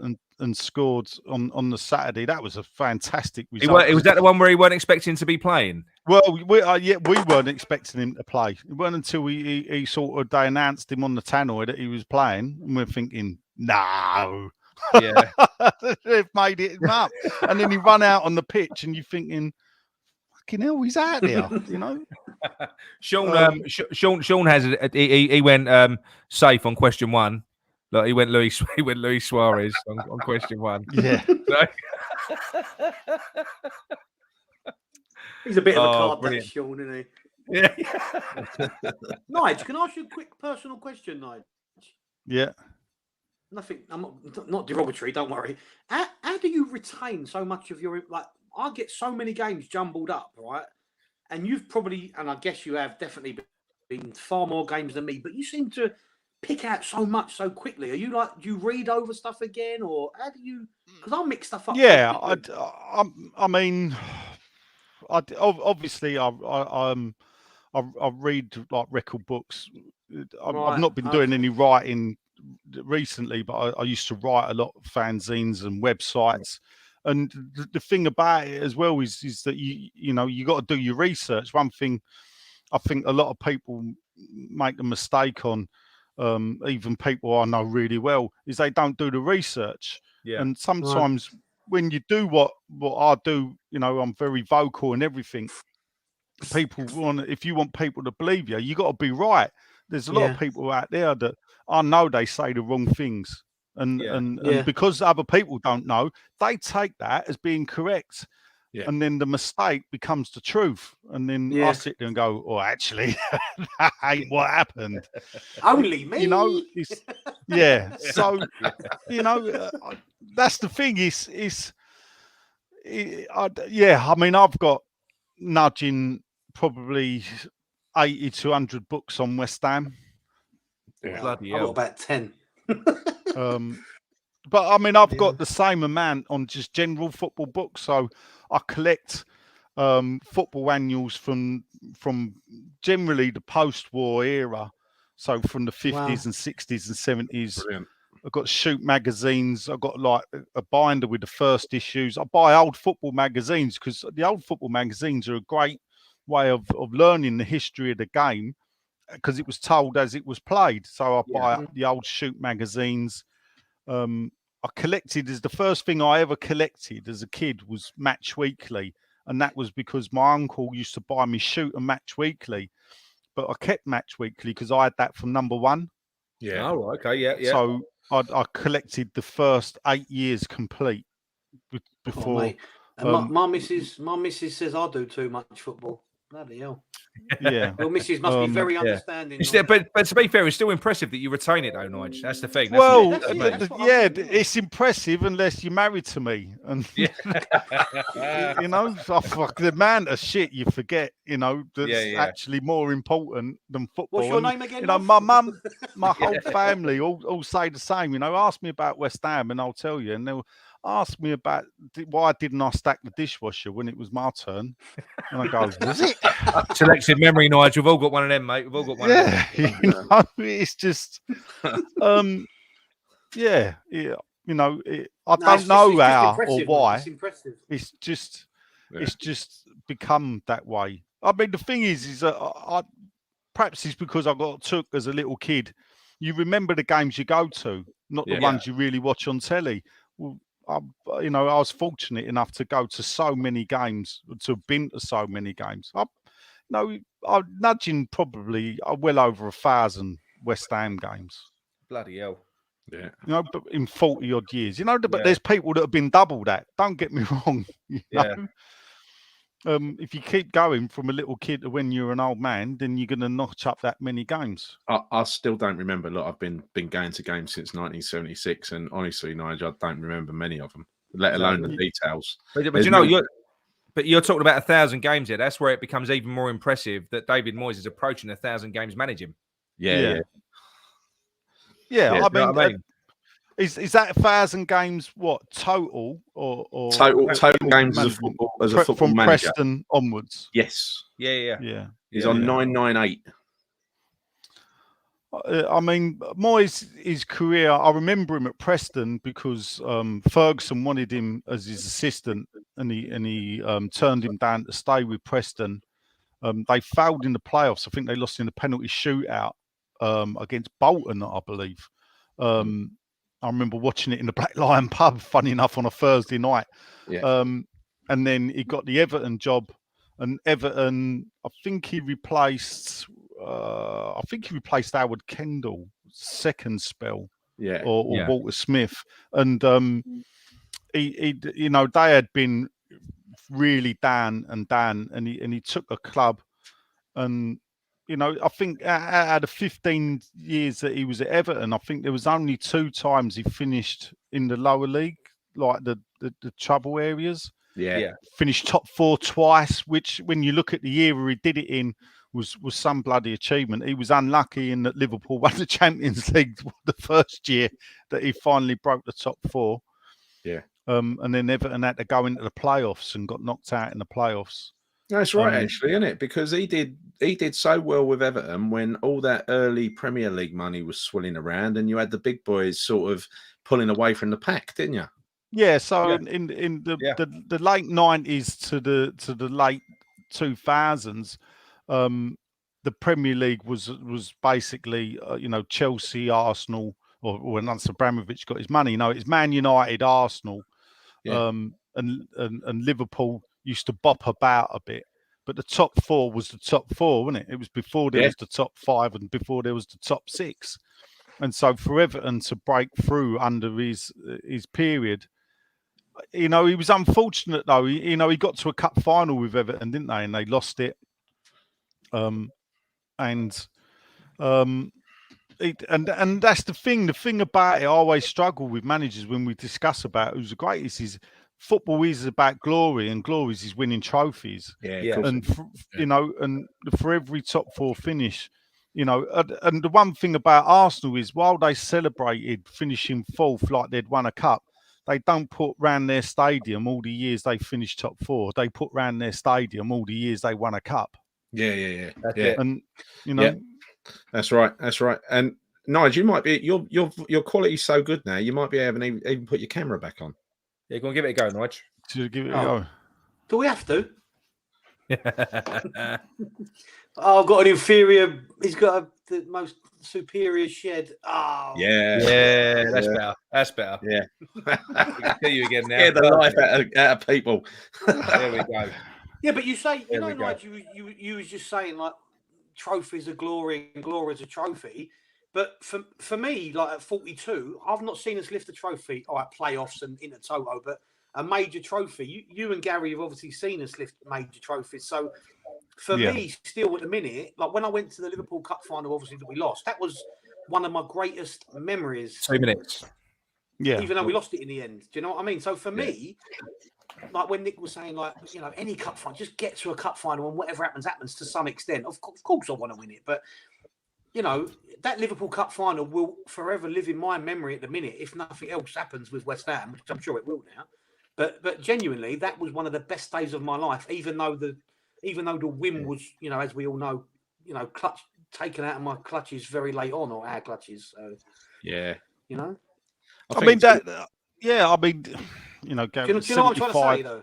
Yeah, no, and the funny thing is, I think if you look at the West Ham support, well, a lot of people are sort of Gary on my age when you look around it and older, is the fact is that in from the mid 70s onwards, we won the FA Cup, we got the final of the European Cup Winners' Cup in 76. Yeah. Yes, we got relegated, but then we had the FA Cup final. We had 3 trips to Wembley in a year. Because we went to the FA Cup final in May, we had the Charity Shield against Liverpool in the August, and then we were back again in March for the League Cup final. Yeah. We got to the quarterfinals of Europe. We watched a great team, Tbilisi, who had beaten Liverpool, and I think either the year after in the European Cup and everything.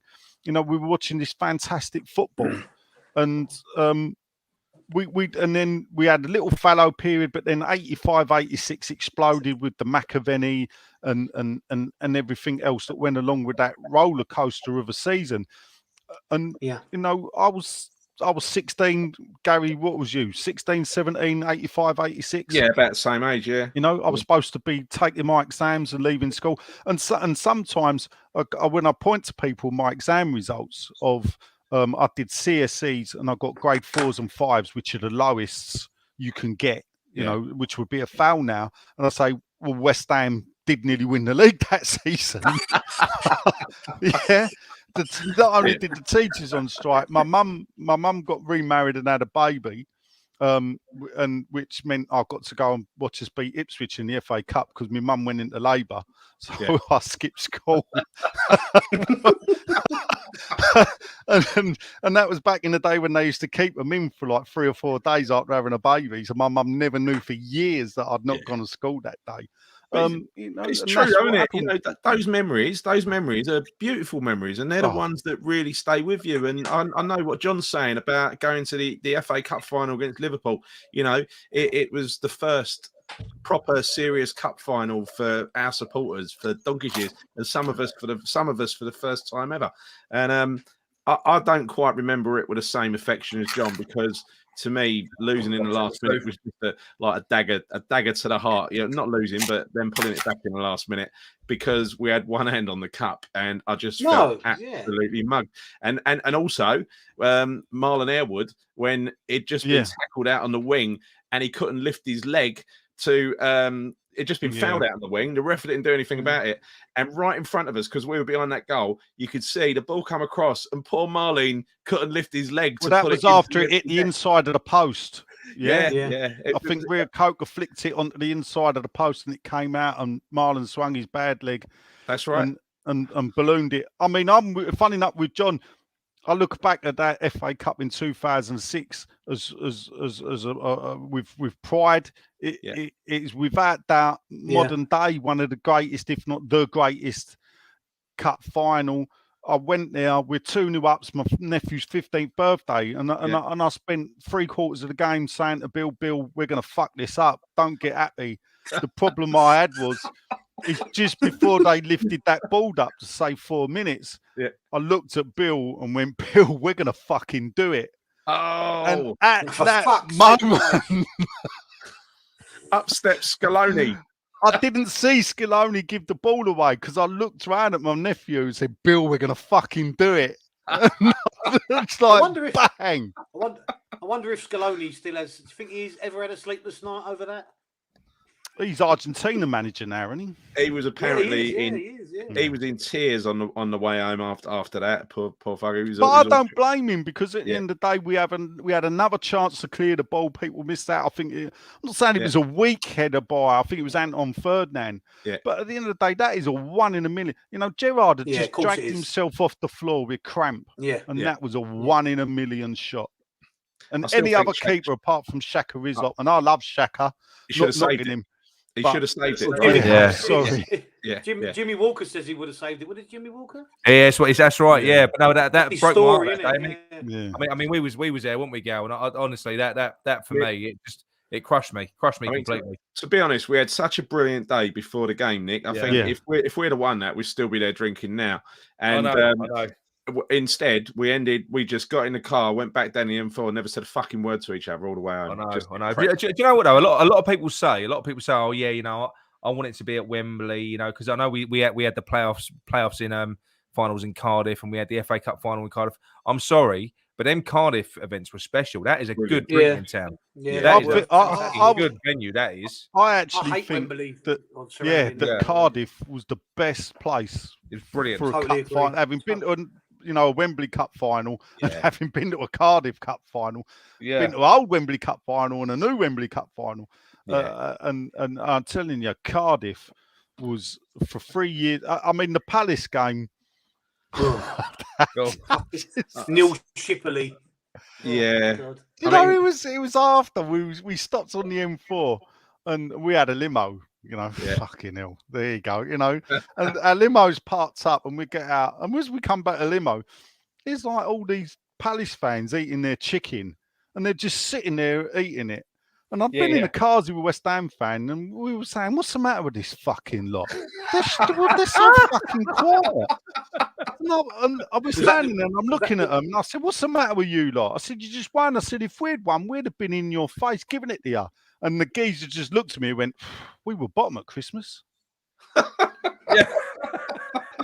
think you're lucky. I think you're very lucky to have found some Palace fans that weren't vegan.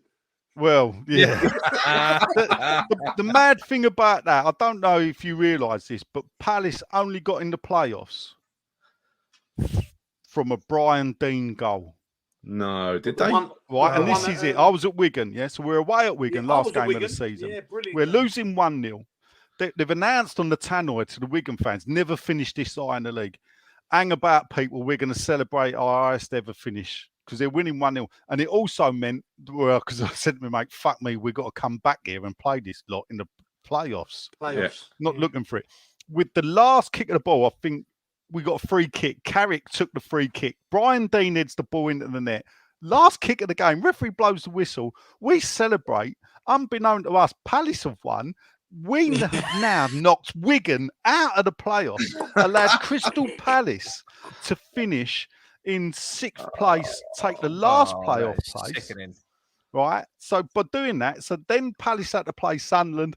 They beat Sunderland, who had run away with 3rd place. We played Ipswich, which was 2 of the best fucking games going. Brilliant. And then we get beat by Palace. So, one of the first articles I ever wrote was saying, if you ever want to define the West Ham way, look at that Brian Dean goal and what it led to 10 days later. We didn't know that at the time. Do you know what? I never knew that. No, I never knew that. But I did. If Brian Dean don't score that, and that goal actually meant nothing. We'd already qualified for the playoffs. All it meant was we played Ipswich, not Wigan. Yeah. Right. But that was my best. The Ipswich games. I went to all 3 of those finals, and I went to the 4 Ipswich games home and away. And that one where Everington scored the winner. That was possibly the best atmosphere ever at Upton Park in my view. Other than, everyone reckons it was that the European Cup Winners' Cup in the mid-70s, but I was too young to go to that. Yeah. But that was the ground was just buzzing half hour before till half hour after, singing constantly. That was Upton Park at his best that night. But we'd never been in the playoffs before. No. So it was, we'd watched from afar, to think, wouldn't it be great to have a day out, in a final? Yeah. And, Everton. Was Everton's the winner, or was Daly's the winner? I can't remember. You know, but wasn't it? I think it was Everton's. I think it was Matty Everton. I ended up. I was sitting West, and this is where how you remember. I can tell. I had a season ticket in the West Upper, and I mean, I'm quite relaxed at football. I'm not a big jumper upper and whatever. Believe me, I was 10 rows down from the West Upper. My nephew had never seen me move so fast. I was down in steps, down to the front, fucking going mad. It was like one step away from jumping over. I think you know the away game against Ipswich. I don't know whether it's that one. The one where Zamora scored twice. Yes, that was the. Was that the second one? I think it's the second one. Wasn't it? Second one. Yeah. And what happened there was because we were in the end behind the goal, and they got an old terrace that they've just put seats on. So it's like a really funny sort of. I ended up falling backwards, landed on my head. I went over the seat all the way back twice. But that was. Funny enough, I probably enjoyed the Crystal Palace day out more than I enjoyed the Preston day out, even though we won. Yeah, that was a bit of a damp squid. The Preston. Yeah, I went to both of them. I think it was the playoffs was such an excitement, and I always say I never knew real disappointment. I mean, bearing in mind a West Ham fan, the most worst feeling ever at a football game was walking out after the Palace game thinking, "Fuck me, another season in." Because the football was shit. At the end of the day, the game was crap. Yeah. And we had some real shocking performances when we were in the Championship under Pardew. I mean, I moan about Allardyce, but you know, we ended up. Didn't we have?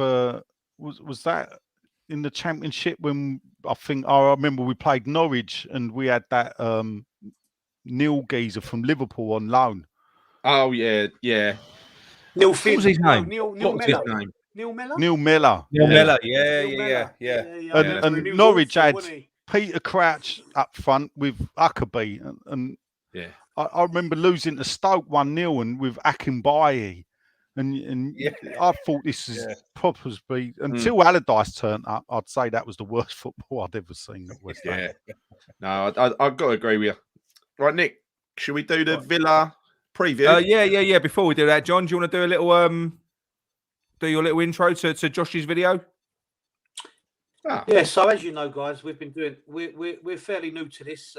Nick, Gary, and myself are fairly new to this whole online YouTube world. Yeah. Obviously, we're not all legends in the industry like Nigel.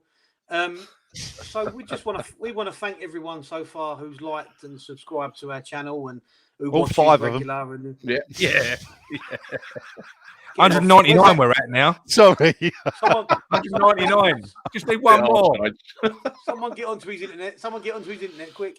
So yeah, I mean, look, we'd like to thank you, and we know there's only 5 people watching, as Nigel just said. But we'd like to thank you anyway. And if you don't want to like and subscribe it, then maybe this guy will persuade you. What's going on, people? It's comedian Josh James here, just letting you all know that you have got to be subscribing to a new YouTube channel called Claret and Booze, because these lads, they are proper East End, they're proper West Ham, proper Claret and Blue. Come on, you Irons! I'll tell you what, right? I've been in this game for about 5-6 years. I can't get anyone famous. You lot turn up in 5 years. You're going to have a fucking comedian to do a voiceover for you. I know. Nige, you know why, didn't you? Go on. You would not believe who I had the back of my cab today.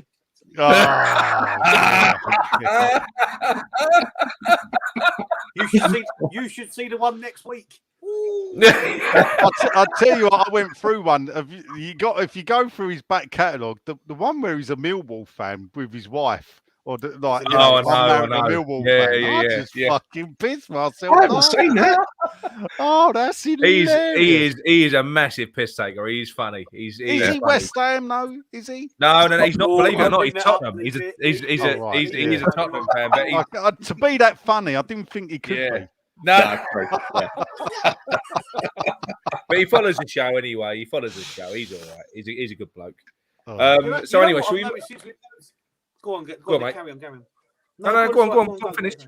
What I was going to say was the funny thing is I've got mates who don't support West Ham who like watching us as well, which I find really weird. I'm getting more of that. I've got a couple of Arsenal fans that have been watching us, especially since the lasagna gate. Well, did you say that, Nigel? What we did to Sean?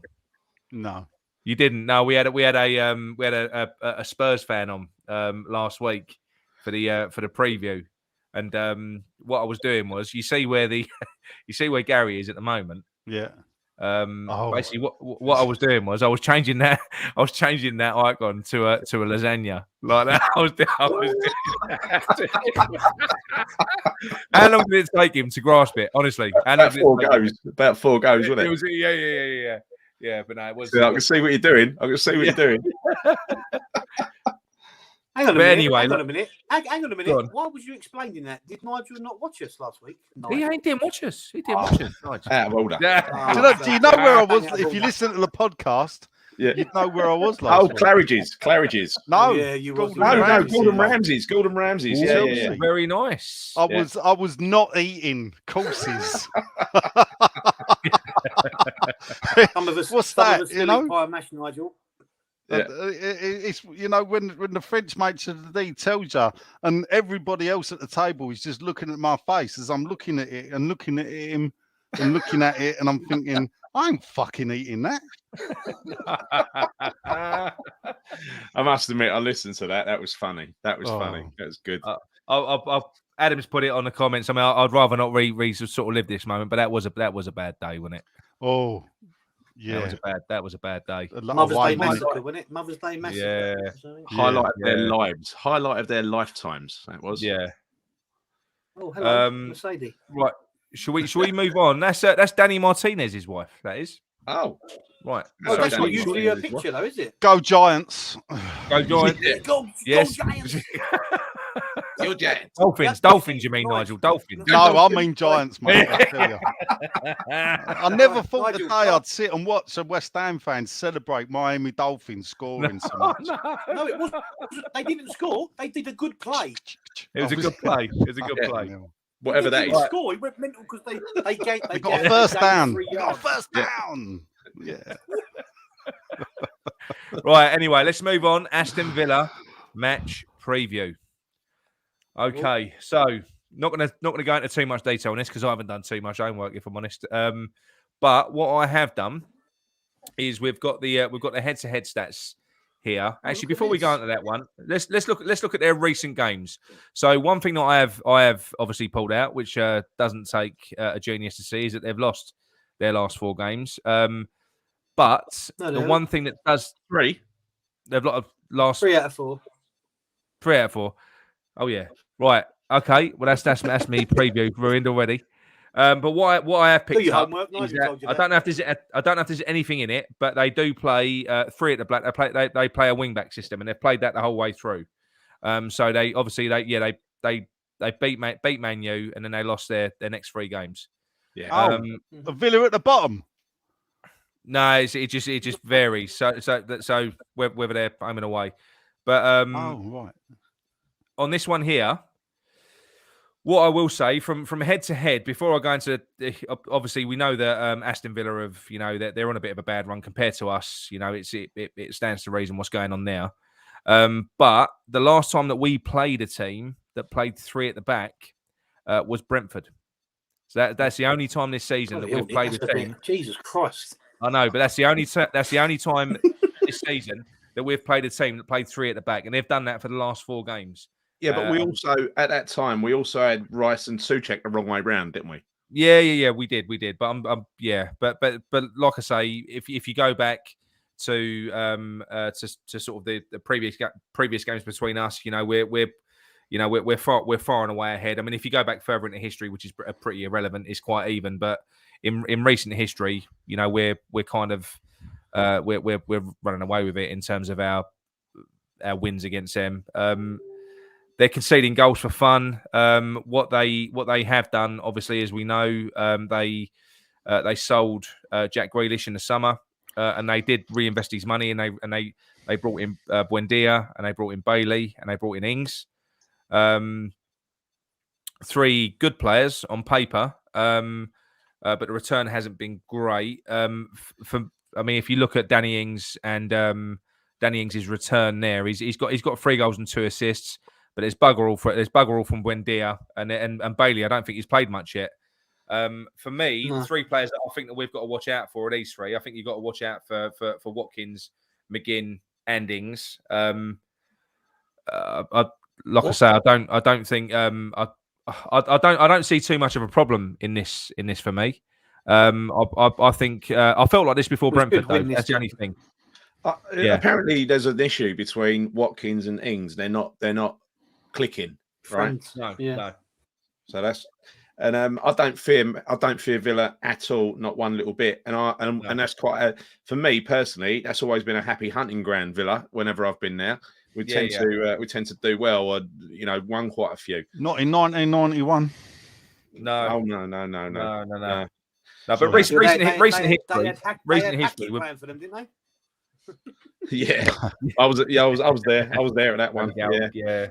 But miserable day. But that was I went to Villa. That's the only game I've ever been to. No, 2 games I've been to on my own with my dad, both at Villa Park. One was when the first game McAvenny came back, where Paul Ince scored that long range goal. Yes, he ran the length for the pitch and curled it top corner. That's it. Yeah, so we were right behind the goal on that one. Yes. And the other one was the FA Cup semi-final against Middlesbrough. Yeah. Oh yes. Yeah. So, good memories at Villa Park. Yeah, an interesting stat is Dean Smith. That's their manager, isn't it? He's never won against us. Yeah, on Charlie's channel or on Charlie's channel yesterday, I think it was. He said something that Danny Ings hasn't scored against us in 10 games.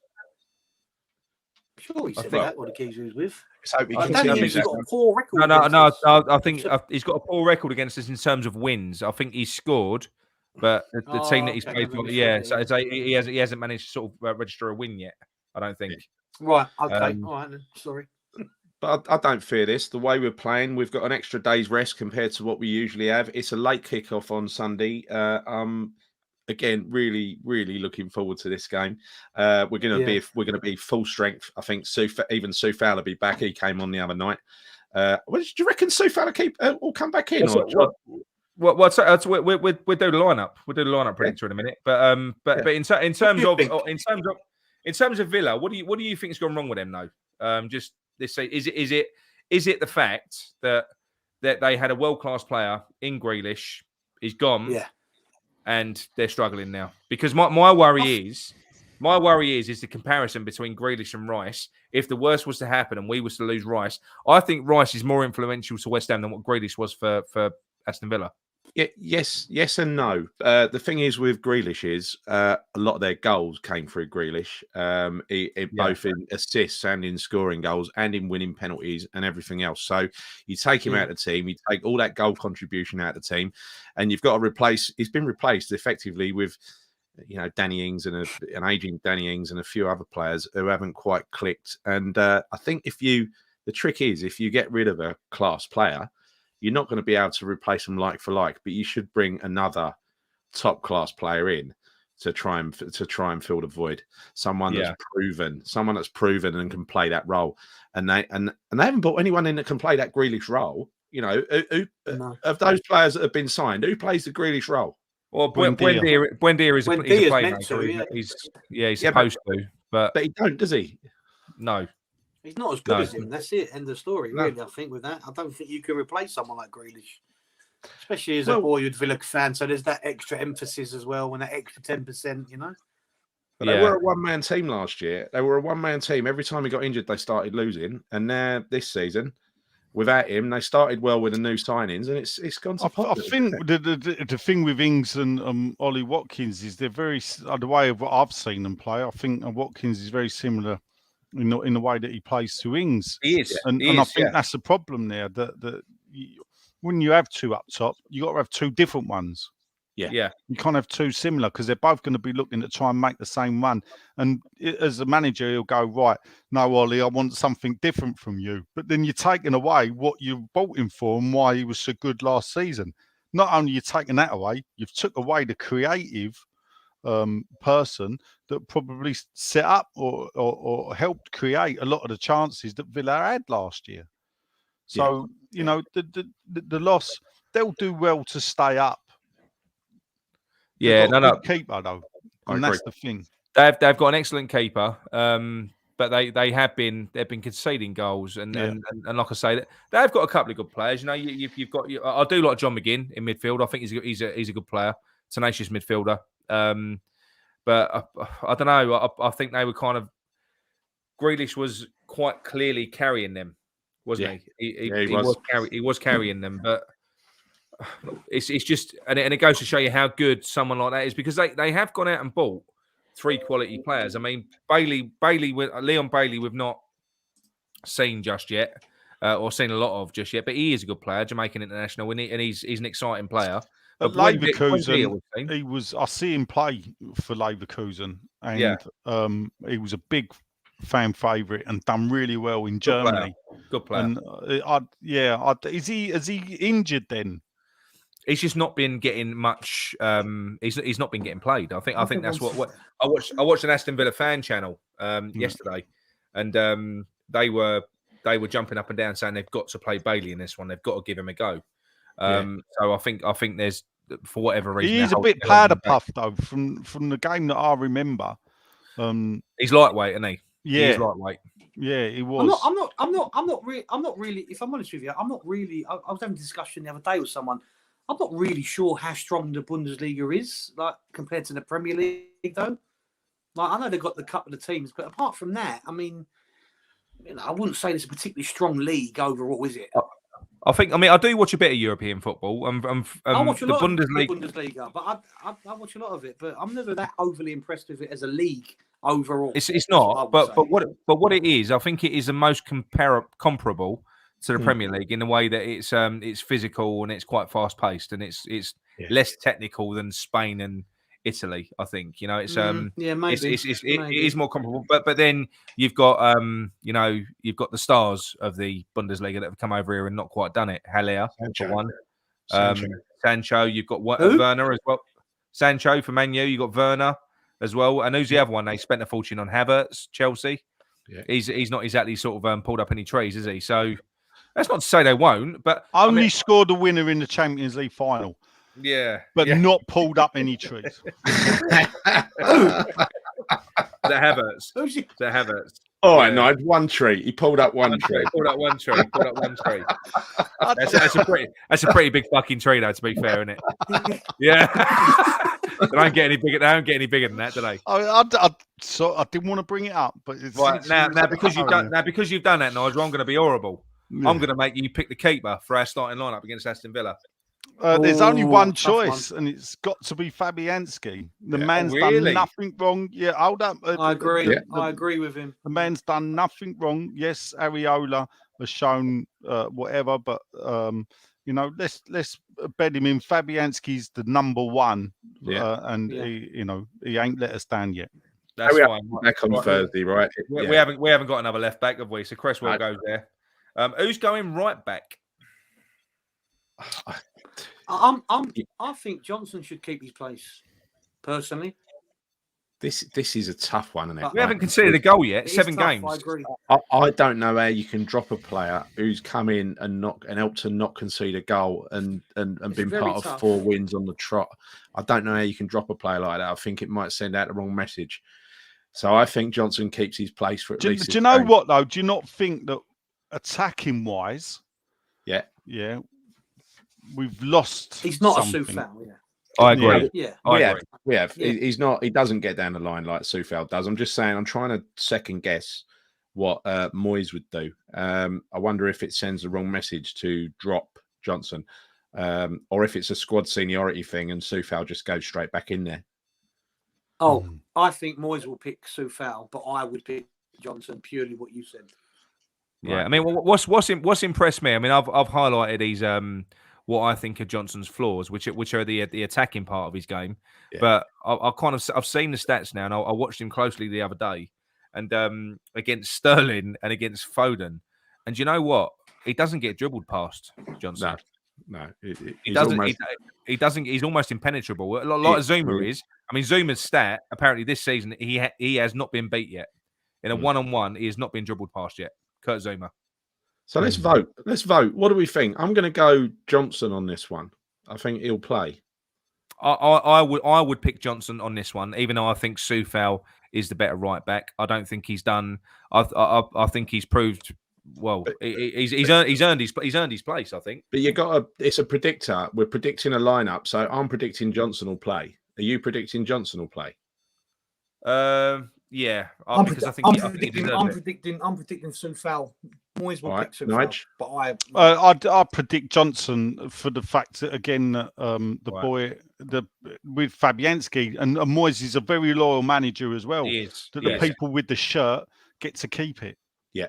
Until they lose it. Centre backs pick themselves, don't they? Yeah, they do. Yeah. Okay. Could be Oggy and could be any of the four though, but yeah. Yeah, that's right. It's like Fort Knox that defence, I tell you. But that's a crazy stat, isn't it? He has not been dribbled past yet, Kurt Zuma. He ain't been beat. It's mental, isn't it? He's a great player. He is. Okay, so I suppose, look, again, central midfield picks itself. We're going to go Rice and Souček in the middle. Yeah. Right. Do you think, because I don't know what your thoughts are on this, Nigel. I think Fornals and Benrahma have not been at their best in the past few games. The reason I think that is because I think that Moyes plays them the wrong way round. I don't think that Fornals is a left winger. And I don't think that Benrahma is a number 10. I think he's too much of a greedy bastard and he hogs the ball for too long. Whereas when he's on the wing, he can do that. He can dribble to his heart's content and he can beat the fullback. Fornals is better. He's less selfish. He's more. He's got more endeavour and more of a brain about him. He makes good decisions. It suits him more central, but he keeps on playing them, in my opinion, the wrong way round. And I know it's working. We can't moan, but I don't think we're getting the best out of those two players. What do you reckon on that? Well, I think the thing about Fornals is, I think if you look at it, is Moyes likes the wide people to be able to come in on their best foot to shoot. So bearing in mind that he wants the whole front line to score goals.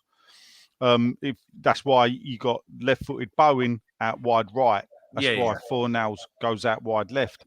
I get what you're saying. I think I prefer Fornals playing as what I call the Lanzini floating role behind Antonio. Yeah, I think that's where he does his best. But it's why is Moyes doing this? Then is he doing this purely because Fornals is more defensive minded and he covers Cresswell? Is that why he does it? Probably, yeah. Yeah. So basically, he's sacrificing the form of a couple of players for the greater good of the team. Is what he's doing. I think he's getting wins and he'll stick with it. To be honest. Yeah, and I think the thing about what I think we see with Moyes is the way we set up with the ball and the way we set up without the ball. I think that's a big difference under Moyes. Yeah. That got to be Antonio up top. Yeah. So Antonio up top, Bowen wide right. What about that? What about the other striker? What about that? Oh, we ain't got one. Go on. We ain't got one. So look, I know he's going to put Fornals there. I think it's the wrong way around. But do you know what?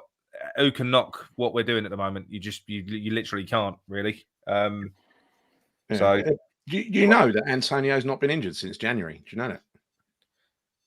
He done it. He released an article where he said he's changed his diet and he's looking after himself more now. He's eating the right stuff. He's eating the right stuff. Yeah, full body weight training or something like that. Some kind of rather than bench press 24 hours a day, probably. Yeah, something like that. Yeah. But So look, I mean, it does. There's no point pondering on it too much. It does pick itself. Yeah. I do. I must admit, I feel a little bit for these two because. Well, I'll tell you what. While we're at it, Nigel, what were your thoughts on Vlasic the other day against Man City? Vlasic, I think, is going to be the player that's going to need time to bed in, and to get to the pace of the English game. Yeah. But then again, Fornals had to do that, and Benrahma, as such, even though he played with Brentford in the Championship, when he first came up with us, he struggled to get to the pace of it. Yeah. But then again, when Ben Rama signed for us, he did have sort of a slight injury thing, which is why we loaned him at first and not bought him outright, because obviously there was a doubt over that. And that may have had something to do with his sluggish start to his West Ham career. Obviously, whatever that problem was that showed up. It was a blood thing, wasn't it? Whatever it was. A blood thing, yeah. I didn't know it was public knowledge, but yeah, it was a blood thing that showed up. And Golden Sullivan took a lot of stick for that at the time, but actually they done the right thing because they wanted the deal to go through. And as soon as something happens in a fitness test, you got to listen to what they're saying when you're paying that much money. But they were so desperate for player, and they wanted to do right by Brentford as well, that they did the 5 million loan, and we'll give you the 20 million when we sign him permanently, and that's 25 million. But the loan could be rubber stamped in the space of half hour, and that's why it was done like that. And it gave them the extra time to just investigate what that anomaly was, which was cleared up. So done. But I mean, Fornals. I did the thing with is where I think Moyes has done well by hook or by crook is that it's the people on the bench just fit in so well as well. Yeah. I don't think Vlasic is a bad player, and Yarmolenko, Vlasic, Lanzini can all slot in as a substitute, or if one of them was injured. I wouldn't want to start them in the Premier League. Preferably, because we'd got a few injury problems. But if we lost one and you put Yarmolenko in, fine. I think that Vlasic is showing kind of tiny incremental improvements every time he plays. So, the game before last, he'd done a couple of good things. The game the other night, I actually quite enjoyed watching. I was impressed with him. A few times he got caught in possession because he dwells on the ball a bit long and so he's not up to speed with the pace of football over here and everything else. But he'd done a couple of really good things, and there was a lovely turn that he did as well. So slowly, every game, he sort of contributes a little bit more. So he's coming on. But if you that Man City game, the start of the second half where we had that sort of 7-minute period where it was all us and we was playing like Man City. We was moving the ball, we was passing the ball in bloody triangles, playing out from the back, making some really, really good moves. If you have a look, Lanzini and Vlasic were on a wavelength. Now, to me, that's encouraging because I think Lanzini is a top class player. I actually do. No. But I think he is. I think his body ain't there now, but he is a top class player. He's a really intelligent player. He's and Vlasic and him were kind of they were controlling that sort of period of play. And they were involved in everything. And I think his use of the ball was really good. I don't think that John got a fair. Sorry. You got a fair, John. You got to go. Just had a cheeky cigarette, mind you. Mind Nigel. Mind yourself, Nigel. Dirty smoker. So. Yeah, but I think he's been good. I think Vlasic is. I think. He hasn't been good, but I think I saw signs the other day, and you know what? I think I saw enough from him to see that I think he's going to be a good player. Whether or not he'll be a £35 million player or not, I don't know. But it is what it is, isn't it? I think the benchmark is Fornals, right? Because we all thought he was crap for 6 months. Yeah, it really did. Yeah. Maybe longer, maybe a year, right? Yeah. And then suddenly you get this player. This diamond in the rough. So anyway, what do you reckon about predictions then? What do we think? What against Villa? For me, it's quite dangerous because I feel confident. So I would say I don't think we're going to concede, and I think we're going to score. I'm going to go for a 2-0 against. What about and Genk next Thursday? Genk next Thursday. I think he's going to play some kids. I think we'll win 2-1. Right, Nige. Villa. I think 1-0. I think Smith's under a lot of pressure now. He is massive. Unfortunately, he set his own standards. He stayed up by getting a point against us, and then did so well last season. Unfortunately, he'll be judged against that season, not the fact that 2.5 years ago Villa was still playing Championship football. Yeah. So, and then for Genk away. I don't think I don't think I can't see us conceding. I think another 2-0, 2 or 3-0. For me, actually, the Genk game's the one, because if we can beat Genk, and I think if Vienna and Zagreb can play out a draw, it don't matter what happens in the next 2 games. We've won the league. We don't play again till March, and then he can really give some of the Souček. Just the man, we thought Rice was the machine. Souček's just Thursday, Sunday, Wednesday, Sunday. 90 minutes. Declan gets an hour. Souček, no, you play all game, mate. And he just, what do you mean? You got trod on your head, get up and play. Yeah, exactly. Sean, the Spurs fan, he pointed out something on the last game. He said any other player in the league, he was a nice guy, Sean. He said any other player in the league who's just had fucking plastic surgery on their face, he'd be wearing a full face mask. He said, but not Souček. He's just out there, isn't he? He's just he is impressive. He's an impressive player. He rubbed it down with some sandpaper and got out on the field. John, what do you think? Your predictions, Villa and Genk? I think we'll beat Villa 1-0. 1-0. Professional performance, 1-0. These are all very same. Like Nigel said, I think. Yeah, because you can't see us conceding. We don't score loads of goals. We just do. We're professional now. That's what we are. We're professional, aren't we? We're a professional team, professional club. I'm going to go. So I'm going to go 2-0. 1-0, 2-0. Yeah, I'm going to go 2-0, 2-0. And so that would, if we do this, we've all predicted 2 clean sheets and 2 wins. If we do that, that must be a new record. 6 games. I think 5's a record. 6 games would definitely be a record. 6 clean sheets, 6 wins. I must admit, as much as a stat I'm, it's not a stat that I think. Well, how many clean sheets have we kept in a row on winning games? It's probably the first one. But we would be one away from that top flight record, Nigel. Although that was against all top flight teams, wasn't it? The 7. In 85, 86. Yeah. But, I think that is the longest winning streak we've had, isn't it? Yes. So I don't know about pre-war.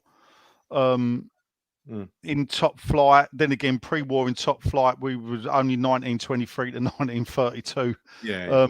So it was only 9 seasons pre-war, pre-World War II that we were top flight, and I don't think we ever set the league alight in any of them seasons. But we're going dangerously close to that record if we do what we've just predicted. So bloody good. Anyway, Nick, so what we got? I think we're just finishing off with a Premier League predictor, yeah? Yes, we are. Let me get that ready. Otherwise, it's going to be tomorrow morning, and I'm going down the caravan. You're losing your voice, Gal. Yeah, I know. Sorry, I've had a long day, a long couple of days. Right, wore my voice out. I'll tell you what. Going back to our last show, Nige, I seem to remember us all scoffing at Gary's prediction of us winning all these games.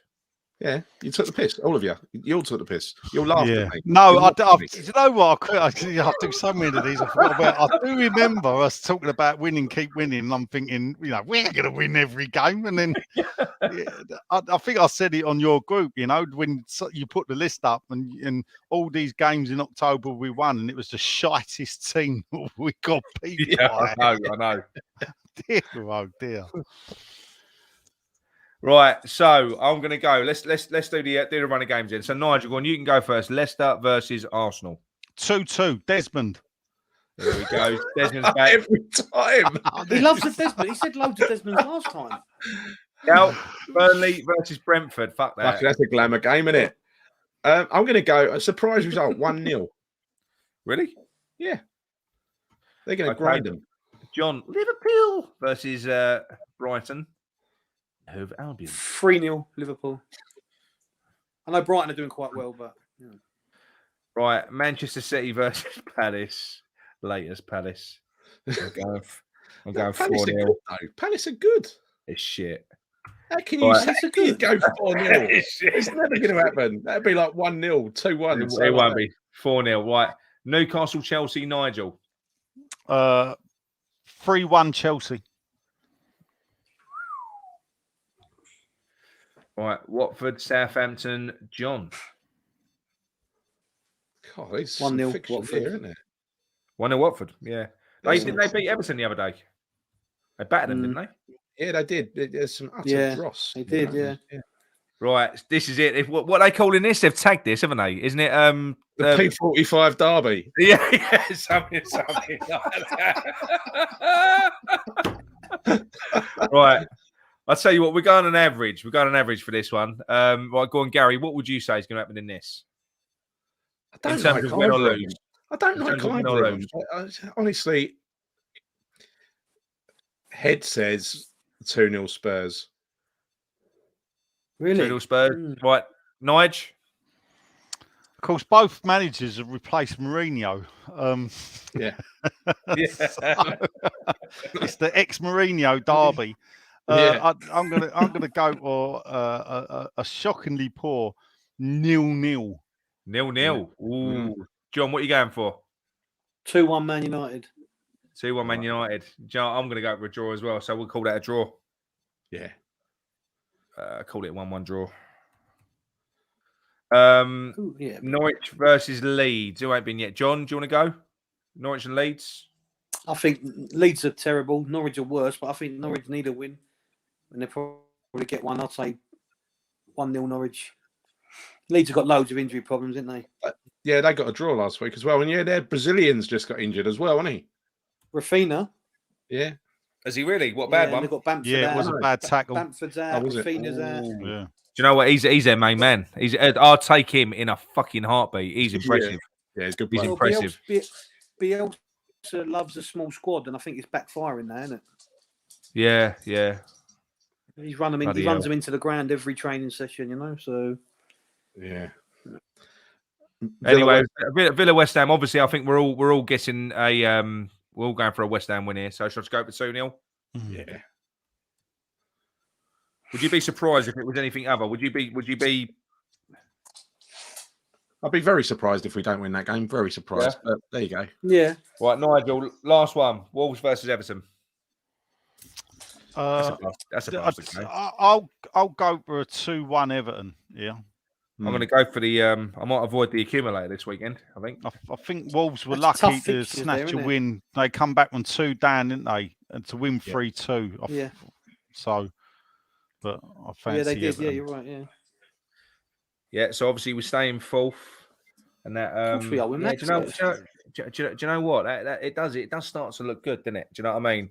Yeah. I think if we can beat Everton, and we won't do the results, but so who we got next? We've got little Liverpool. Fucking hell. That's burst me bubble. Yeah, and there's a few games coming up. Wolves away. You got to fancy, ain't you? You got to fancy your chances. Not an easy place to go though, is it? I know they're not doing well. The thing is, if you look at that that graphic that I try and put up on your group first, the barometer, yeah. The barometer, it just shows you how good last season was, and actually the pressure on Moyes to improve. It's very difficult because just to repeat it. The improvement in the next upcoming games is he's got to beat Liverpool. Otherwise, he's got to win all the other games just to stay still. Yeah, I know. I'll tell you what, I fancy it after what we've done to City. After what we just done to City, I think we're going to, when we play them away there, I reckon the fucking ref will be blowing the rape whistle for that one, won't he? Be about a fucking 18-0, wouldn't it? I don't know. I think Man City ain't blowing, blowing very hot and cold at the moment. I'm not sure. Can't believe you said that. Yeah. I know. Right, should we wrap up? Yeah, we call it a night. It's been a good show. It's been brilliant. Yeah. So here we go. El Sacchio. Right, let's do it. So look, thanks again for joining us, Nige. Absolute pleasure as usual. You're welcome, lads. You're welcome. Cheers, Nige. Always good fun. And, see, because we're all Cockneys. Exactly. You know, it's very rare I get to do a show. That's why I love it here. Because we're all Cockneys, aren't we, at the end of the day? You know, we're You're all part of the show now, Nige. You know, you're part of the show. I feel at home with Hang on you a minute. boys. Hang on a minute. Yeah. Whoa. Hang on a minute. How many Cockneys do you know eat in Gordon Ramsay's restaurants? Well, mate, if you'd have seen what I ate, considering the first 3 courses, I didn't even eat. Yeah. and they made me laugh because they brought this crab up with a bit of froth. And I'm thinking, I don't eat seafood, but I felt embarrassed. So I tried the froth and I went, tastes like Angel Delight. You know? You know, the best bit was when they put the steak down in front of me. And I literally clapped my hand and went, steak, yes.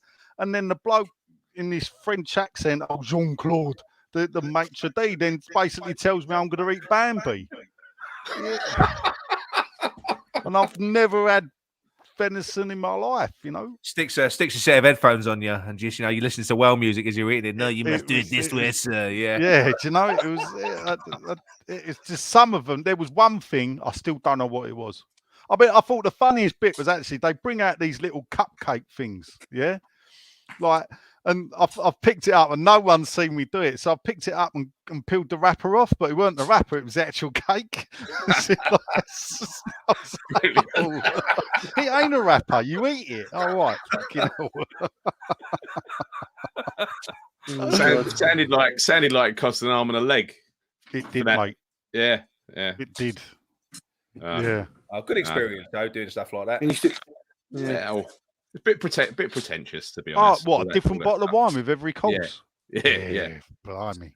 I don't even drink wine. I had 2. I must admit, I did do well on the 2 bottles of sparkling water. Yeah, the Pellegrino, mate. Yeah, I had the good stuff though. You know, the old Pellegrino. That was 35 quid a bottle. You know that. Yeah. It was the bit where I put a little bit in. I was, yes. You have an egg cup bottle. and the sourdough bread, I loaded up on bread. I must admit, I think the first 3 courses I was on the bread and butter. Do you know what I did once? So I think the first posh restaurant I went to, I actually went with John. Went to a Gaucho's, and they put bread and they put butter in the middle, right? So they put butter in the middle. Well, do you know what? I thought the butter was cheese. I'm literally picking up this like knob of fucking butter, and she's like, "What are you fucking doing? You're eating." I said to her, "This cheese is a bit bland." I said, "It ain't got much flavour," and she's like, "What are you doing? You're eating fucking cheese. You're eating butter, you knob." I did that. Honestly, I did that in America. It was breakfast, and they brought pancakes up. Yeah. And they brought ice cream up, and I looked at it and I went, wow. And I put this whole scoop of ice cream into the pancake, shoved it in my mouth and eating it. And we were staying with American people, and I went, this ice cream tastes funny. And the woman just went, that's butter. At least I'm not on my own. Must be an East End thing. What did she say? It's got to be right. What did she say, Nigel? She said it's butter. Why are you doing Irish accent in America? Yeah. Well, there's a lot of Irish Americans out there. So she was Irish American. See, I know how to do voices, John. Need one of Gary's accents. Yeah. Anyway, look, we're done. So look, thank you. Thanks to everyone, and look. To everyone, if you've not done it yet, please subscribe to our YouTube channel. We just did tick 200. Thank God, it took forever to get there. Hit the like button, and if you like what we do, please share it. Subscribe to us, you bastards. Yeah, leave a comment or 2 on Sunday. Or Ron and Reg will come round. Well, on Sunday, we're really gonna screw it up, right? We're gonna do a watch along. We're gonna do a watch along on Sunday. Just in the blind beggar. Watch out. Just for shits and giggles. And then next Friday, booze up and get ahead of the Liverpool game. So that's it. We're done. Thank you, everybody. See you soon. Come on, you irons. Come on, you irons.